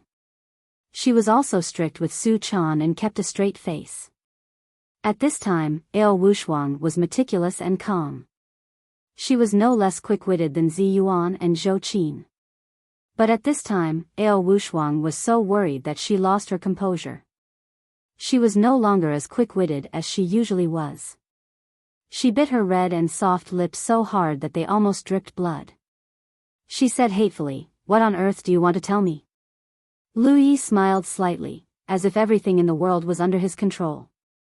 He said freely, "In fact, you know this person." Ao Wushuang's heart skipped a beat and she said subconsciously, "Li Yundong?" Lu Yi laughed and clapped his hands. "Yes." Ao Wushuang was happy at first, but then she was shocked. She looked at Lu Yi warily and asked, "What do you want to do with him?" Lu Yi shook his head and said with a smile, "Now I just need to wait quietly for the mystical silver fox's power to recover." "Why do I need to do anything special?" "It's just that this magic formation has a special formation eye, which ordinary people can't go to. If a fox spirit like us gets 3 meters away from it, we will immediately be smashed into powder. Moreover, to break this formation eye, a powerful magical weapon like one of the 5 great swords of Taoism is needed. Originally, if the Bahuang's sword in your hand was combined with the Liuha sword, you could break this magic formation. Now this powerful magical weapon is in Li Yunyang's hands, so I said that only he can break it." Ao Wushuang was so excited that she couldn't wait to rush to him and ask for his help. But as soon as she moved, she suddenly thought of something. It was as if a basin of cold water had been poured over her head, and her fiery heart fell into an ice cave in an instant, becoming brighter and brighter. Ao Wushuang's ecstatic expression became cold little by little. She stared at Lu Yi coldly and suddenly said slowly, "You still want to plot against him. If he takes action, he will definitely clash with the Jingyi school again, and then you can benefit from it." Lu Yi stared at Ao Wushuang, shook his head, and sighed. "Wushuang, why are you still so naive? Yes, Li Yunyang is indeed a rare genius in 100 years, and he has a deep relationship with Su Chan. But you have to figure it out. He is a human being, and Su Chan is a demon. If that's all, it's fine. He is also the reincarnation of the immovable Wisdom King. Do you know what the relationship between the immovable Wisdom King and the mystical Silver Fox is? You don't know, do you?" Lu Yi said with a look of exasperation, "You are the disciple with the best aptitude in our Fox Zen school, and also the disciple I value the most. Why are you so stubborn? Now it's time to take sides, and it's urgent. Otherwise, once the mystical Silver Fox recovers her strength, do you think she will let you go if you still waver on both sides?" This sentence suddenly shocked Ao Wushuang. She completely understood the current situation of herself and Su Chan. If they kept wavering and stayed by Li Yunyang's side, the mystical Silver Fox would definitely not let go of the people around the immovable Wisdom King, and the cultivation world would not let go of the fox demons like them. They would become demons that had to be killed quickly. But, was she going to hurt Li Yunyang for her own sake? No, it can't be like this. Ao Wushuang's mind was buzzing, as if she was fighting with heaven and earth. She shook her head subconsciously, as if she couldn't accept such a thing. Lu Yi also knew that Ao Wushuang was cold on the outside but warm on the inside. She valued friendship very much. She could betray her sect for Wang Yuanshan, and she could also return to Mount Tianlong for the safety of her sect regardless of criticism. But in this world, the most painful thing was love and righteousness. Lu Yi didn't urge Ao Wushuang. He just looked at her coldly, as if quietly waiting for her to make her own choice. He silently watched Ao Wushuang walk out of the yard in a daze as if she had a devil's disease, and her figure disappeared into the night little by little. Wan Zhenyuan, who had been silent all this time, suddenly said, "Will she go? Why do I feel that this matter is a little unreliable?" Lu Yi smiled slightly. For Wang Yuanshan, she will go. The two of them looked at each other and smiled. Each of them had their own ulterior motives, and they tacitly withdrew their gazes. Ao Wushuang walked in the bustling street of Shantang. She stared blankly at the flourishing street around her. Although it was night, there were still many tourists in the neighborhood. For no reason, she suddenly had a feeling that all the people in the capital are haggard. It was as if everything in the world was bleak and boring. Ao Wushuang knew that Li Yunyang had been extremely kind to the Fox Zen school, and he was even more sincere to Su Chan. She had already concealed her feelings for him before. If she did this kind of thing again, she was afraid that she would make an irreparable mistake. But if she didn't go to Li Yunyang for help, she would never be able to meet Wang Yuanshan again for the rest of her life. This was the most miserable thing in the world. Thinking of this, Ao Wushuang felt as if her heart was being cut by a knife. She was in so much pain that she wanted to die, but she really couldn't do something that went against her conscience.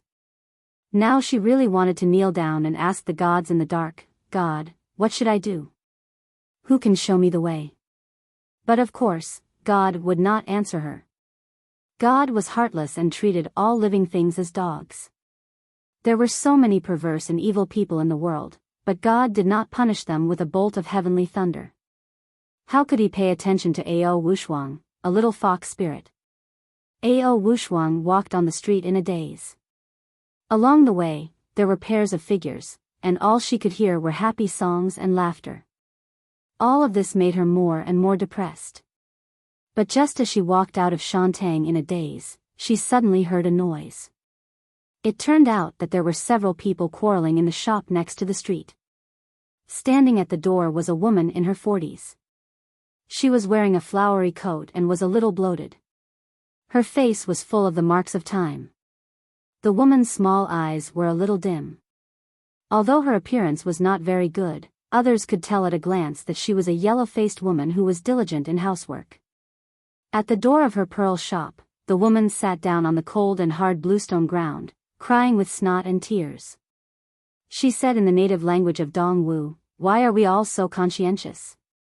Outside, Bai Xiang is twisting and cursing. She wants to go into the house angrily and pinch the house angrily. If you want to." Ao Wushuang had lived in Dongwu City for many years, so she could understand this extremely difficult to understand Dongwu language. Naturally, she knew that this woman was crying and complaining that her man had found a mistress outside and had even provoked the mistress into the house. She didn't want to live a good life anymore. In front of this woman stood a gorgeously dressed woman. Although it was a cold day, she was wearing a cheongsam. Her figure was graceful, and she had heavy makeup on. Her eyes were big and watery, and they were captivating. Even a beauty like Ao Wushuang couldn't help but take a second look at her. No wonder men couldn't help themselves when they saw her. This woman did not have the low-key and fear of being a mistress at all. Facing the woman, she retorted sarcastically and also spoke in the native language of Dongwu, "You're a dead woman. Why don't you throw yourself into a mud hut and pinch a pomelo early in the morning? If you throw yourself inside, you will know that you have a mouth and you will die." There were many dialects in China, and the Dongwu language had its own system. It was an extremely difficult local dialect to understand. If outsiders came here and encountered people speaking Dongwu language, it would be as difficult as going abroad. The quarrel between the two women immediately attracted a lot of tourists. These tourists didn't understand, so they asked around. Immediately, someone roughly explained what the mistress had said. She was probably scolding, "You damn woman, if it weren't for you dragging down my Xiao Yun, he would have already succeeded in his career. If it weren't for you, he would be so happy now." When the crowd heard this, they suddenly understood and secretly shook their heads at this arrogant mistress. When the woman heard this, she cried even harder. She grabbed at her man like a madwoman and said, "You want me this morning? Hey, you want me? If you want me, I'll kill you." When the crowd heard this, the woman flew into a rage. She forced her husband to choose her, a wife who had gone through hardships, or a beautiful mistress. She also threatened her husband that if he chose a mistress, she would fight him to the death. They couldn't help but suck in a breath of cold air. They all looked at the mistress, wanting to see how she would deal with this. The mistress was also a smart person. She grabbed the man beside her, who was in a dilemma and almost wanted to find a hole to hide in. In a soft voice, she said, "Old man, do you want me to lie in the mud and have a good fight?" Her meaning was probably to tell the man not to be afraid of his wife and to live a good life in the future and ignore her. The third party and the first wife quarreling in the middle of the street, this was not something new in modern times, but the third party was so bold and confident, and so beautiful, in stark contrast to the first wife who was throwing a tantrum and rolling on the ground. Many of the spectators on the street also leaned towards the third party. The man was caught between his wife and the beautiful mistress. He was in so much pain that he wanted to split himself in half. After struggling for a while, he stamped his feet and fled, leaving only the two women still scolding each other on the street. They were blaming each other, saying, "If it weren't for you, what would have happened to my family?" It seemed that they couldn't wait to destroy each other mentally and physically. The tourists on the street sighed with emotion. Some supported the mistress from a visual point of view, while others supported the woman from a moral point of view. However, in the eyes of Ao Wushuang, she sighed slightly in her heart. When a man and his wife are together, they always make vows of undying love. However, how many women in the world can resist the aging of time, and how many men can resist the temptation of the secular world? When the wife is old and weak, it is when the man is in his prime and successful in his career.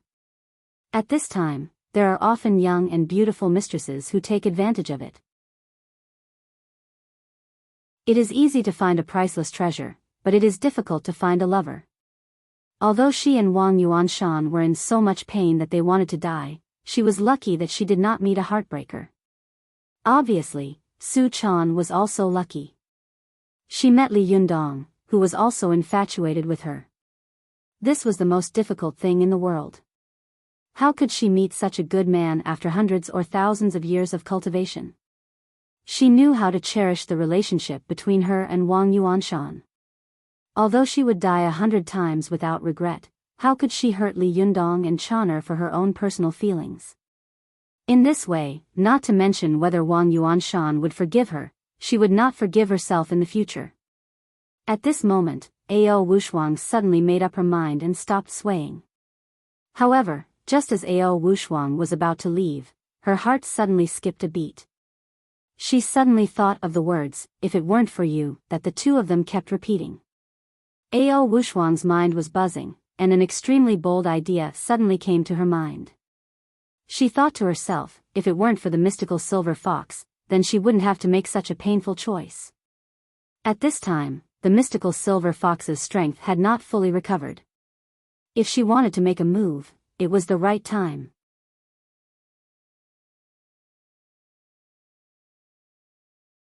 Chapter 783. As soon as this thought flashed through Ao Wushuang's mind, she was shocked by herself. Who was the mystical silver fox? The cultivators of the younger generation in the modern cultivation world might not know much about this famous devil, but the cultivators of the older generation, especially those in the Fox Zen school like Ao Wushuang, knew it all too well.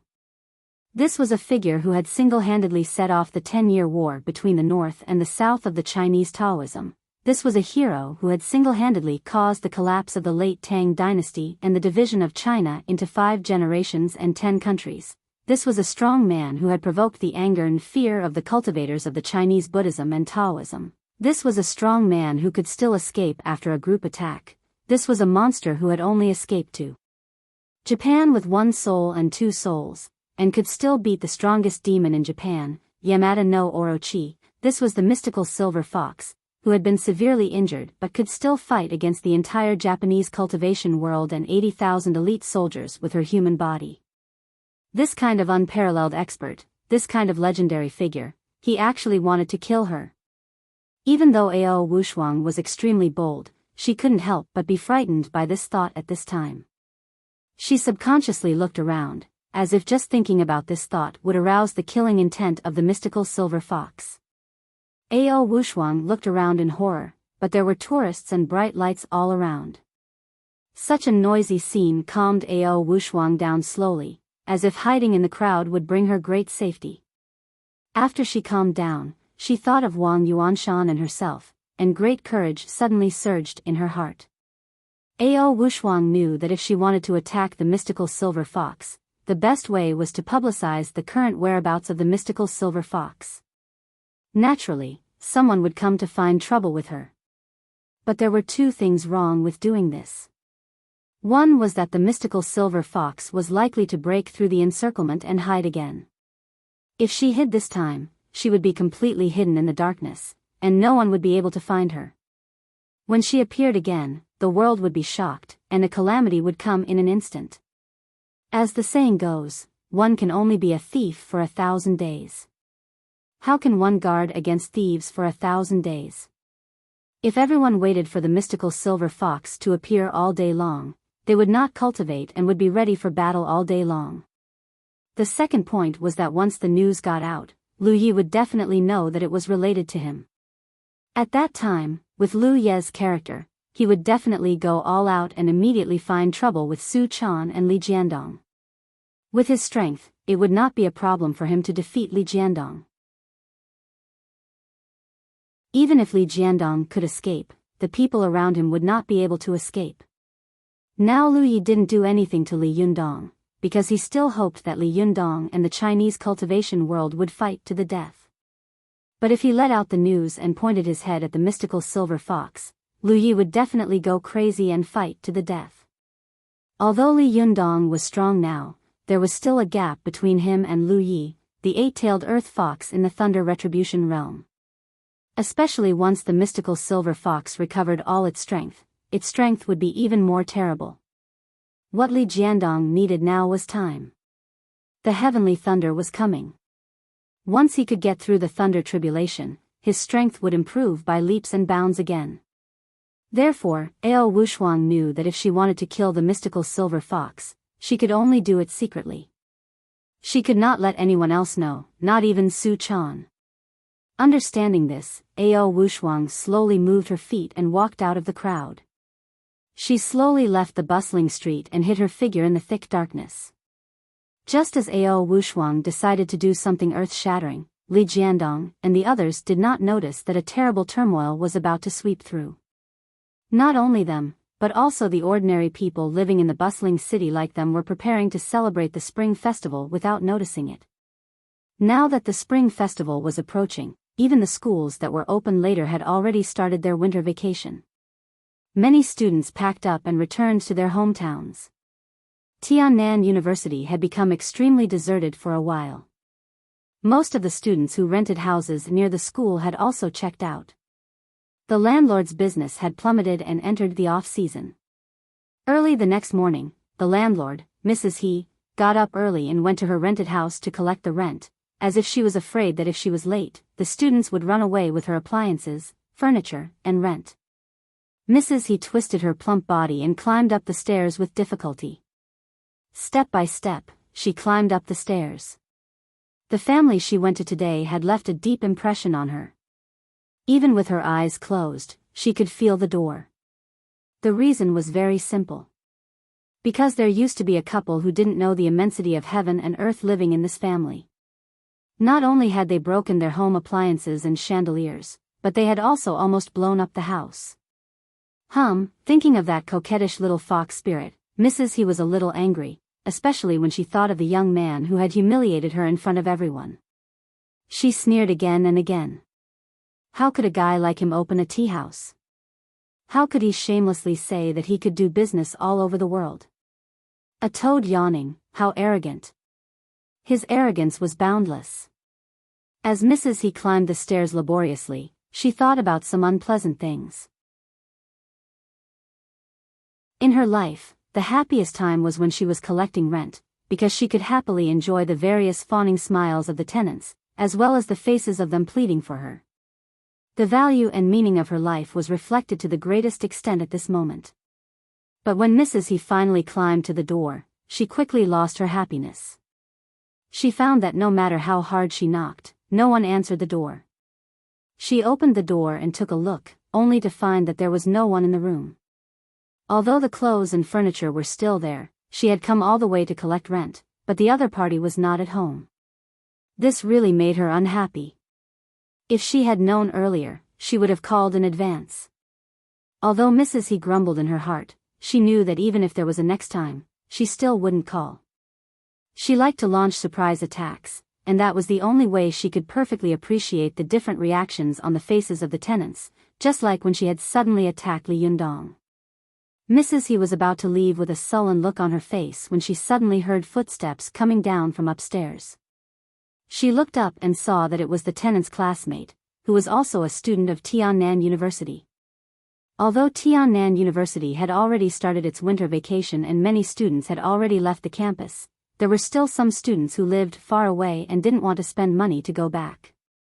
So they stayed to work part-time and study, and a few of them gathered together to share a room. Mrs. He, the landlady, didn't like such students very much. More people meant more damage to the furniture in her room, and the room would become dirtier. She looked up and saw 3 girls coming down the stairs. Although they weren't very beautiful, they were young and lively. Although they were all wearing sweaters and jeans, which made their bodies look a little bloated, they still exuded a vitality that made her jealous.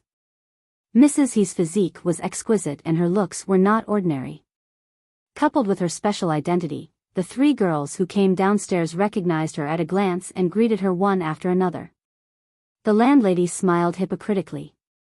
"Do you know where your classmates went?" she asked suddenly. One of the girls in the lead glanced at the room she was pointing at and laughed. "They went to work early in the morning." The landlady looked enlightened. "Oh. Working? They found a job. Not bad. It's not easy to find a job these days." But in her heart, she muttered, "Didn't they just run away? Found a job. Looks like the rent should be higher. But did they find a job so quickly?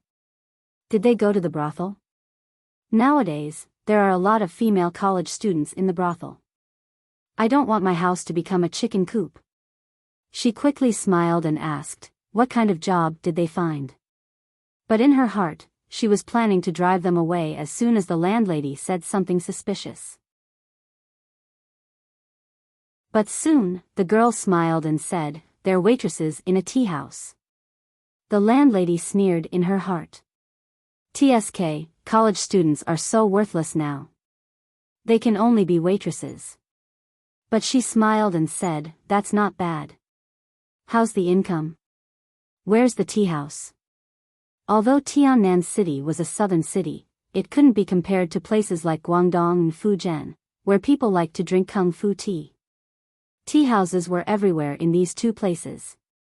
The local people liked to go to tea houses in the afternoon or at night, drink a bag of kung fu tea, and chat with their friends about everything. Some people who were passionate about this kind of thing could drink 5 figures of tea a day. The atmosphere of the tea culture in Tiannan City was thin. In such a big city, the number of tea houses could be counted on 2 hands. Although the rarer something was, the more precious it was. If a business was too withering, it would also reflect the cultural phenomenon behind the business. Therefore, in the landlady's impression, tea houses were a bad business. That was why she had dared to make such a big guarantee to Li Yundong. At this time, as soon as she heard that these tenants were waitresses in tea houses, the landlady suddenly looked down on them.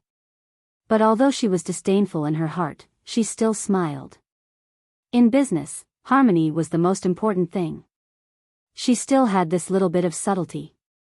The landlady asked with a smile, "Where are they working as waitresses? I'll go and support them someday." The girl didn't know that the landlady was so capable of sweet talk. She said with a smile, "Auntie, come with us now." The landlady didn't expect that her casual words would be taken advantage of by the other party. She thought to herself, "I'm not interested in doing such a waste of money with you." She smiled and waved her hand. "I won't go. You young people go." The girl was enthusiastic and still invited them warmly. "Go ahead, Auntie He. We're about to go too." As she said this, she took out a card from her pocket and said with a smile, we have VIPs. Besides, Xiaoyu said that if we go for a drink, it'll be her treat. The landlady sneered in her heart, but said with a smile, she's just a waitress. It's not easy for her to make money. Don't let her spend money. She didn't finish the second half of her sentence. Otherwise, if I can't pay the rent, will you help me? Unexpectedly, the girl covered her mouth and laughed. Auntie, you're wrong. Xiaoyu's monthly salary as a waitress is not low. At least this much. As she said this, she gestured with her fingers and stretched out 5 fingers. 5,000? The landlady's eyes almost popped out of their sockets. If a monthly salary of 5,000 yuan was in a first-tier city like Beijing or Shanghai, it would be nothing. Even in a second-tier city, it would not be surprising. But in a third-tier city like Tiannan City, especially when a waitress in a small tea house could get such a sum, it was really enviable. One had to know that the monthly rent from her landlady was only slightly more than 1,000 yuan for a house with electrical appliances. The girl nodded and said with a smile, this is just a temporary job. I heard that the former waitress of the tea house is going back to prepare for the spring festival, so she found a beautiful girl in our school to be a waitress. Unfortunately, the president of our student union thinks that we are not beautiful enough to be waitresses. Otherwise, we can also make a small fortune. The girl was straightforward enough. She was frank about her appearance and seemed to be open-minded. But Mrs. He was a little confused when she heard this. She muttered to herself, what kind of lousy tea house dares to give waitresses a monthly salary of 5,000 yuan? How much money did they have to waste like this? What a pity, what a pity. When the girls saw the landlady lowering her head and thinking, she persuaded her again, go, Auntie He. This tea house is very famous. Many people want to drink tea but can't. If it weren't for the fact that Xiaoyu is a classmate of the tea house owner and I am her schoolmate, I'm afraid I wouldn't have been able to benefit from this. The landlady sneered in her heart. She glanced at the VIP card in the girl's hand and saw that the card was well made. The expensive aura was secondary. The most important thing was that there were 3 elegant words written on it, Desanxian. When the landlady saw these 3 words, she was stunned for a moment, but then her eyes widened in an instant, as if she had seen a ghost in broad daylight. She stammered, Desanxian? Is it the Desanxian of the pedestrian street? The girl nodded quickly and said with a surprised face, Auntie He, you know it too. Ha, the Desanxian is really famous. The landlady's mouth was wide open, and her chin almost hit the ground. She was tongue-tied as she stammered, yes, is it the Desanxian that opened not long ago? Is the boss called Li Yundong? At this time, the other 2 girls also laughed and said, Auntie He, do you know him too? He is the most famous celebrity in our school. He is so powerful. He started a business before he graduated from college. Now the tea house business is very good. The landlady's face suddenly became very interesting, and her mind was in a mess. She didn't hear a word of the girl's words. The only thing that kept ringing in her ears was, the business is very good. The landlady's face turned blue and then red. She thought to herself, no way, this little brat has actually turned over a new leaf? Impossible, how could I have misjudged him? It's impossible for his tea house business to be so popular. Could it be that I really have to stab my own eyes? As soon as this thought flashed through her mind, the landlady immediately thought to herself, impossible, absolutely impossible. She gritted her teeth and thought to herself, no, seeing is believing. I have to go and have a look.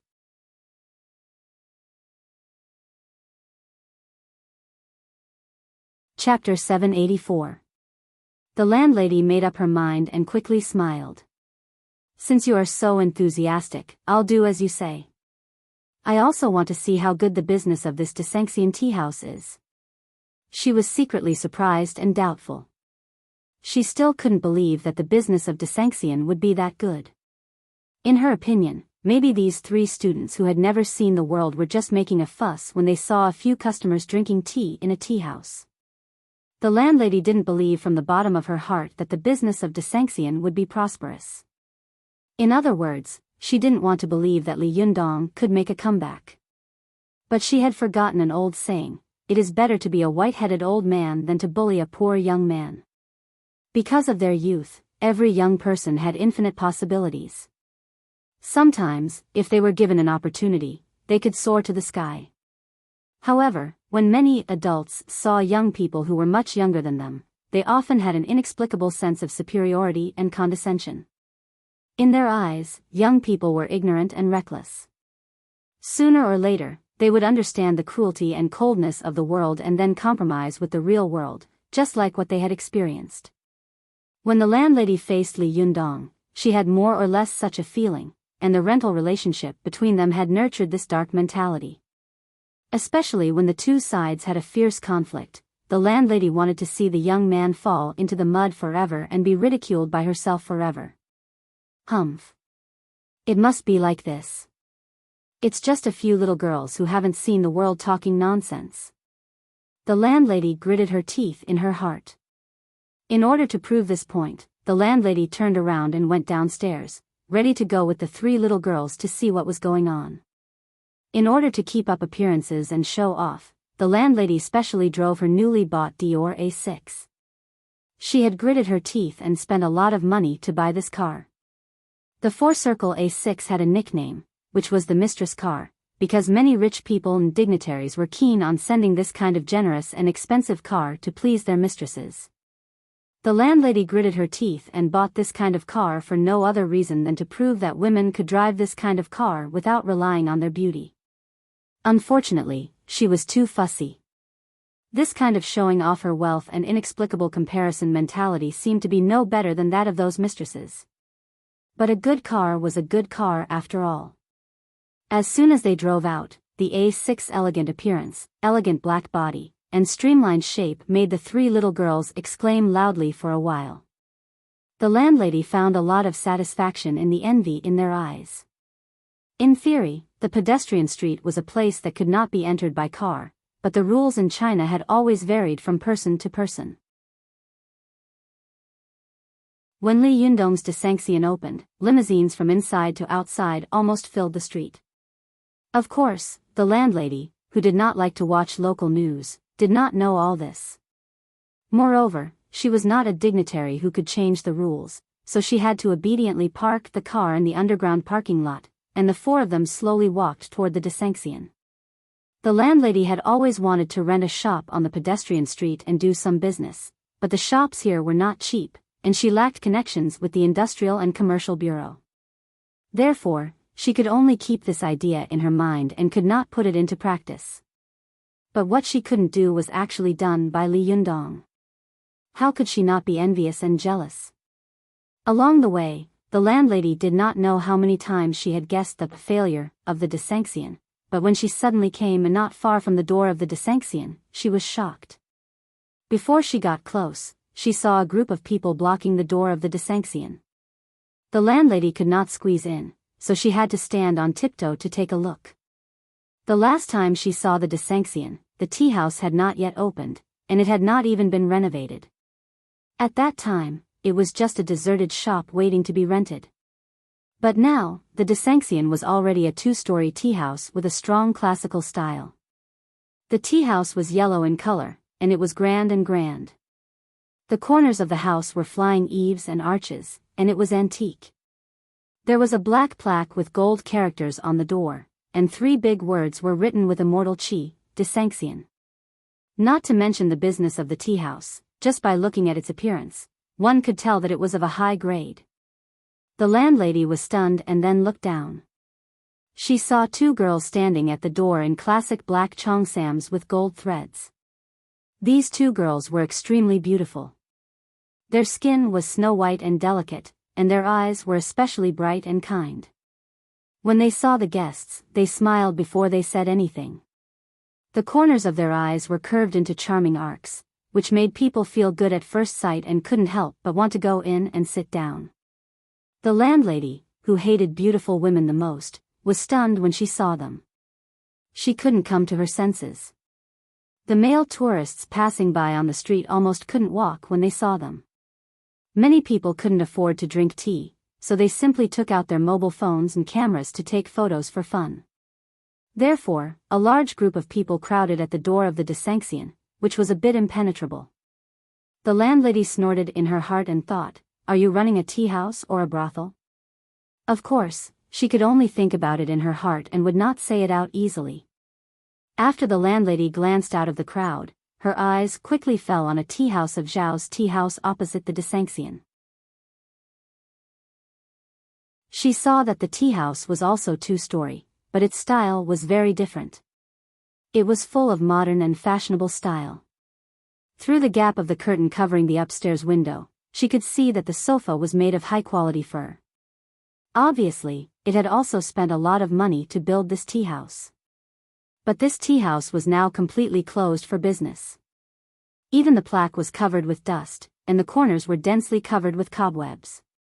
Compared with the Desanxian, which was as crowded as a market, this tea house was so desolate that it could be described as a sparrow at the door. The landlady was a little surprised in her heart. It seemed that she didn't understand why the Desanxian could force such a fashionable and noble tea house into such a situation. The three girls who came with the landlady obviously didn't expect that the business of the Desanxian would be so good. They looked at each other, and soon shouted. They hugged the landlady and squeezed inside at the same time. Women were born to be good at this kind of movement. After they squeezed in with great difficulty, they found that the door of the Desanxian tea house was closed. They could vaguely see that it was full of friends through the gap of the hollowed window. "Why is it closed? You don't want to do business anymore?" The girl in the lead was a little surprised, and her female companion was also a little disappointed. The girl was a little unwilling. She squeezed to the door and asked, but was told by the soft voice of Little Fox, who was acting as a waiter at the door, that she had to get a number first and wait for them before she could go in. This was also the rule that Feng Na and Ching Cheng had set after learning from the previous experience. A few days ago, the business had suddenly skyrocketed, and there were more customers waiting in the lobby than there were customers drinking tea. Although they still abided by the rules, when one person said a word, the noise of hundreds of people added up was like that of a market. The originally elegant and quiet tea house suddenly fell like a vegetable market, which made people very dissatisfied. After Feng Na learned from the painful experience, she immediately launched a phone reservation service, a booking service, and the waiting service in the outer hall that most restaurants now used. If a restaurant could have such a phenomenon, it meant that the business of this restaurant was simply too good. Therefore, when she heard that they still needed to get a number, the landlady could hardly believe her ears. She was tongue-tied. It was impossible for her to imagine that the business of a tea house could be as good as that of a Western-style restaurant like Pizza Hut, or even better. The landlady quickly came to her senses, and her heart skipped a beat. She knew that her bet with Li Yundong was not going to end well. She subconsciously wanted to turn around and run away, but her feet seemed to be nailed to the ground, and she refused to leave. There seemed to be a trace of unwillingness in the depths of her heart. She wanted to see with her own eyes how good the business of this tea house was. What kind of people with mental problems would come here to drink tea? The three girls had come all the way here, so naturally, they refused to leave so easily. After getting their number, they sat down on the square stools next to the tea house. The three of them chatted openly and played with their mobile phones under the gaze of the people outside. At this time, the waiter on duty inside also received their text message and came out happily to welcome them. Several female students of Tiannan University were chatting and laughing outside the restaurant.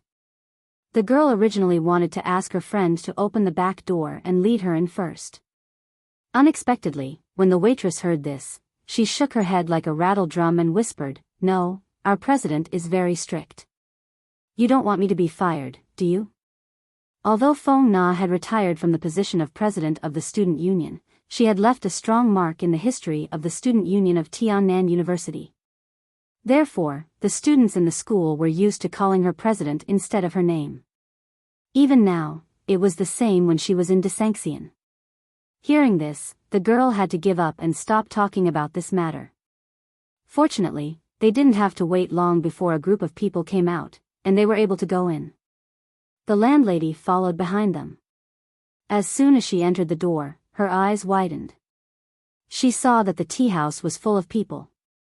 A rough count showed that there were more than 100 people. However, there was no sound in the tea house. Even if someone spoke, they lowered their voice and chatted in a very low voice. The tea house was strangely quiet. There was only a burst of melodious classical music coming from the tea house, but it was Fishing Boat Sings at Evening, played by Guzheng. The landlady's expression became a little strange. She couldn't imagine how there was no sound at all when so many people gathered together. She didn't even dare to breathe. The girls were also very curious. In such a quiet environment, it was impossible for them to talk loudly. They all lowered their voices and asked their good friends, the waiters. Although their friends had only been here for 2 or 3 days, they knew a lot of things. After a little explanation, the girls and the landlady suddenly understood that the business of this tea house was brought by the Japanese. At first, most of the people who came were Japanese, and many of them were members of the Yamaguchi Gumi. This group of people was very noisy, but later, more Japanese tourists came, and the number of people in China gradually increased, so these gangsters quieted down.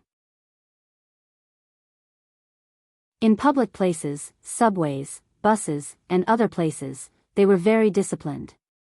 Most of their conversations were very low. Even when they were on the phone, they would subconsciously cover their mouths and phones with their hands.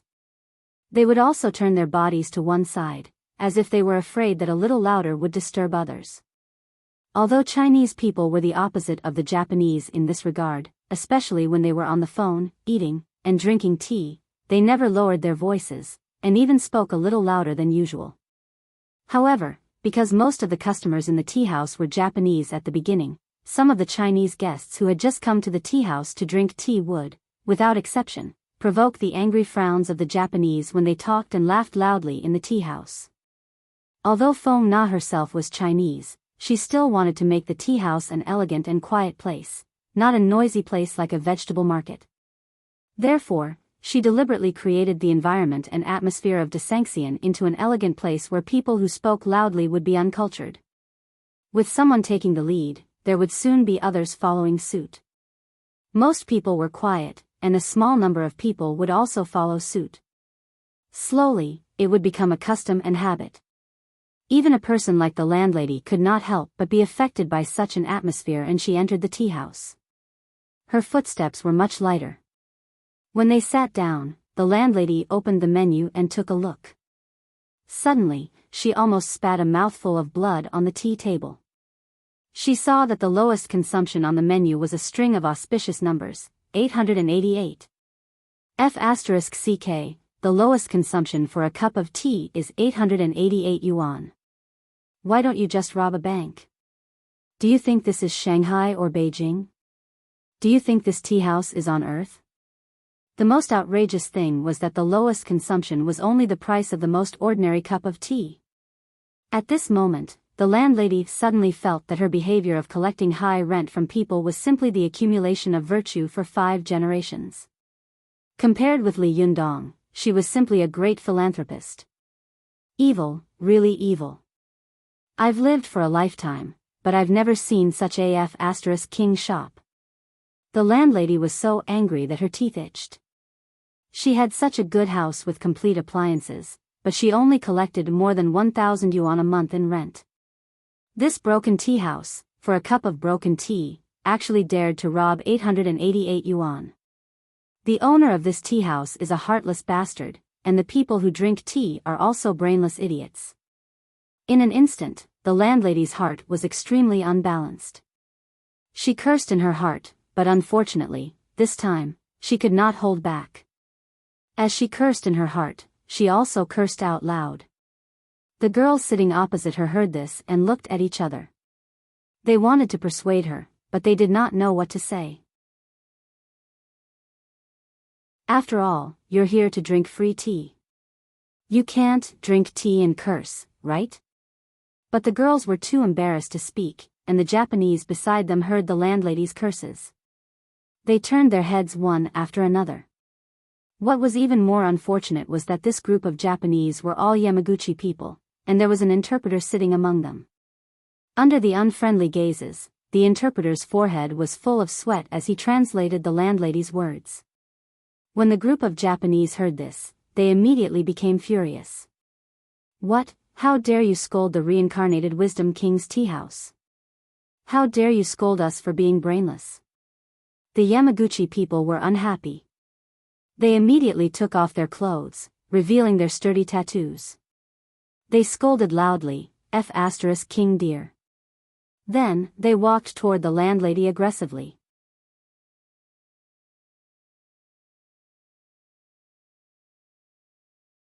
Chapter 785. The landlady was obviously shocked by the Yamaguchi gangsters. She could not understand why they would be so agitated by her scolding Li Yundong. Especially when the landlady saw the tattoos on the bodies of the Yamaguchi gangsters, she was so scared that her heart was in turmoil. There were many gangs in Tiannan City, especially in the summer. People with tattoos could often be seen wandering on the streets, especially at night, when the food stalls were full of these guys. But the tattoos on these guys were very simple. Not to mention the dark colors, most of them only had a few tattoos, and the most tattoos were a dragon with teeth and claws on their backs. It was not a big deal to say that it was a dragon. It might look good when it was first tattooed, but after a few days, it really looked like a loach tattooed on the body. But among the Yamaguchi gangsters in front of her, the one with the least tattoos was a young man on the far left. He had a head of black hair that was split 3 to 7, and a 9-tattooed dragon was tattooed on his chest and back. The dragon's head was on his chest, the dragon's eyes were the 2 points on his chest, the dragon's mouth was the abdomen, the dragon's arms were the 2 dragon's claws, and the dragon's scales on his back were bright green and dazzling red. But between the scales, there was a black contrast, which set off the layered and 3-dimensional feeling, giving people a strong visual effect. In the eyes of the landlady, compared to the 9-tattooed dragon in Tiannan City, the gangsters in front of her were extremely unprofessional. Just from the point of tattoos, it was like a kindergarten student meeting an expert at the doctoral level. The two were not on the same level at all. Why did most gangsters like tattoos?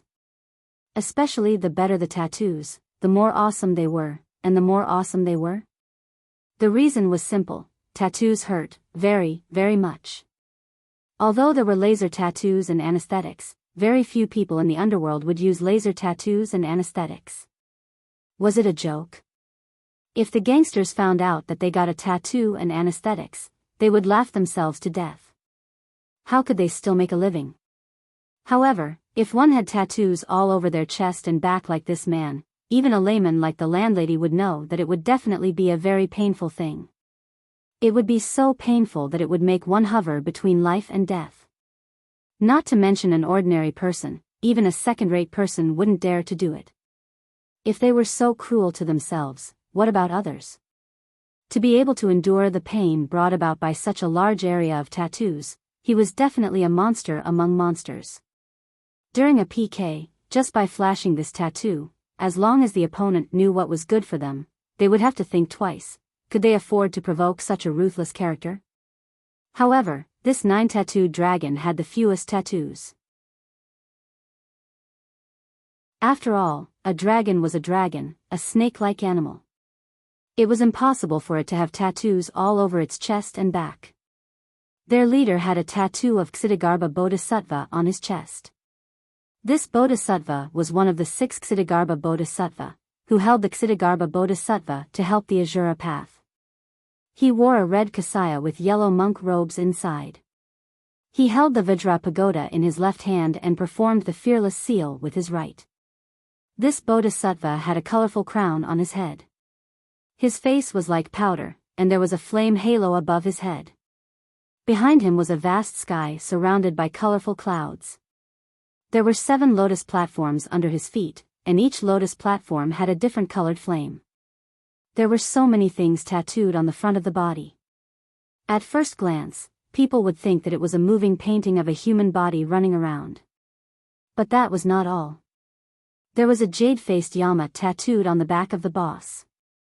This llama was extremely handsome, but he was stepping on a mountain of corpses and a sea of blood.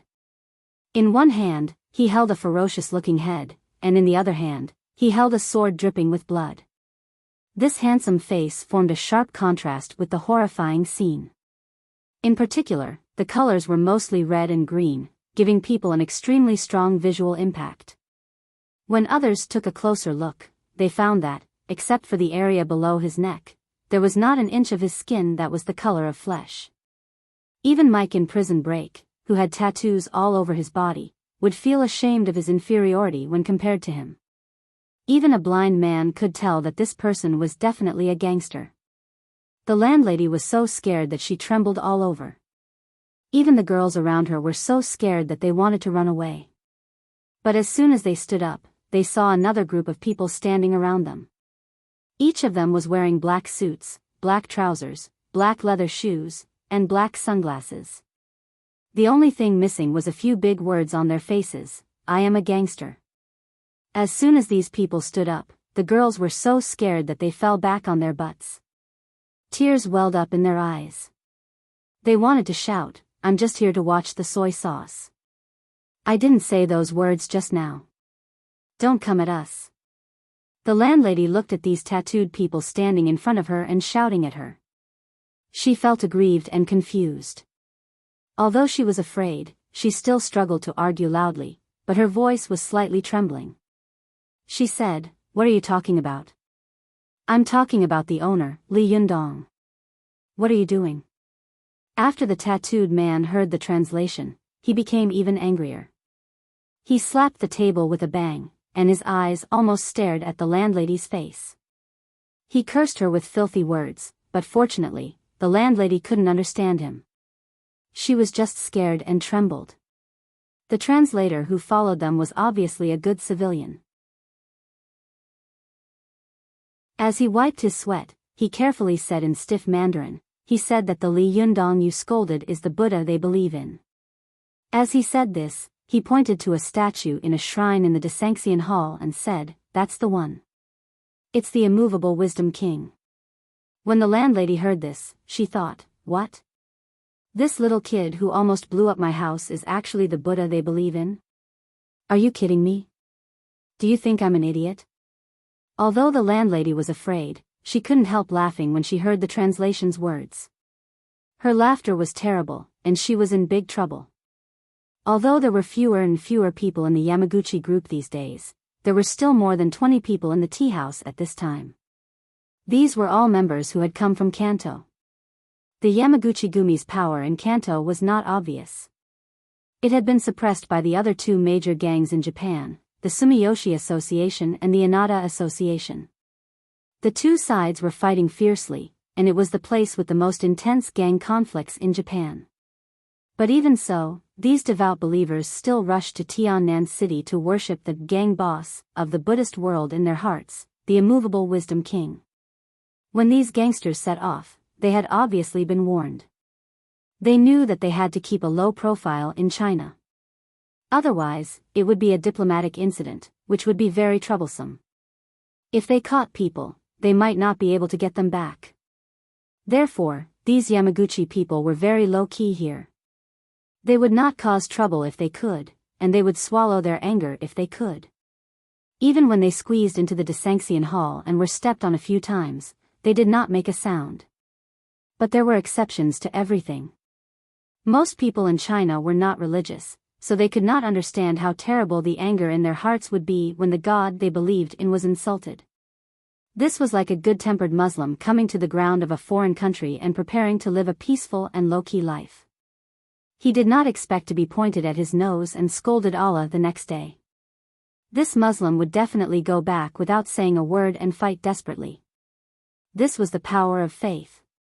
Although not all of these Yamaguchi people were devout Buddhists, these Yamaguchi people who had traveled thousands of miles from Kanto to Tiannan City to worship the immovable Wisdom King were definitely devout believers. If they pointed at their noses and scolded them, they would not necessarily turn hostile. But if they scolded the reincarnation of the immovable Wisdom King, they would definitely not be polite. The leader's face suddenly flashed with a murderous look, and his eyes were full of murderous intent.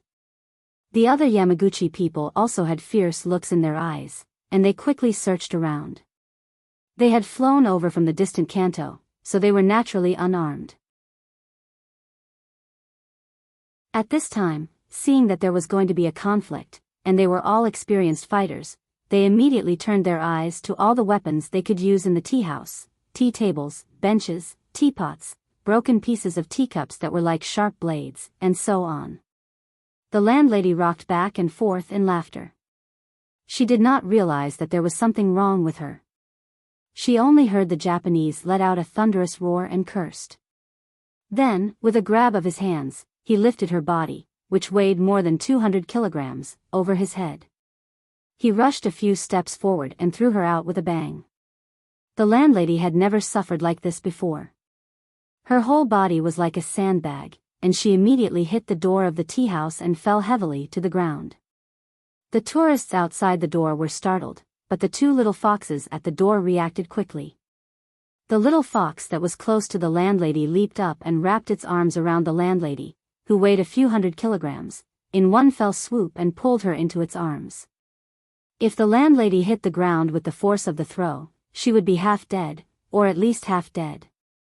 If that happened, it would immediately cause a vicious diplomatic incident. Soon, Feng Na and Ching Cheng, who had heard the news in the tea house, were also shocked.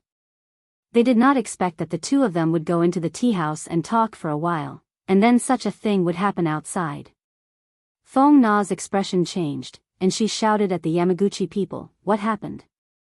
Put on your clothes." The leader of Yamaguchi-gumi regretted throwing the landlady out. He immediately lowered his head and let out a sigh. He quickly put on his clothes and led his team members to kneel in front of Feng Na. He prostrated himself and lowered his head. His face was full of remorse and shame as he muttered some gibberish. Feng Na listened to the translation and roughly understood that the Japanese was apologizing to her and saying that he would bear all the consequences and losses. She wasn't very clear about the strange relationship between Li Yundong and the Yamaguchi-gumi, so she had always disliked the Yamaguchi-gumi.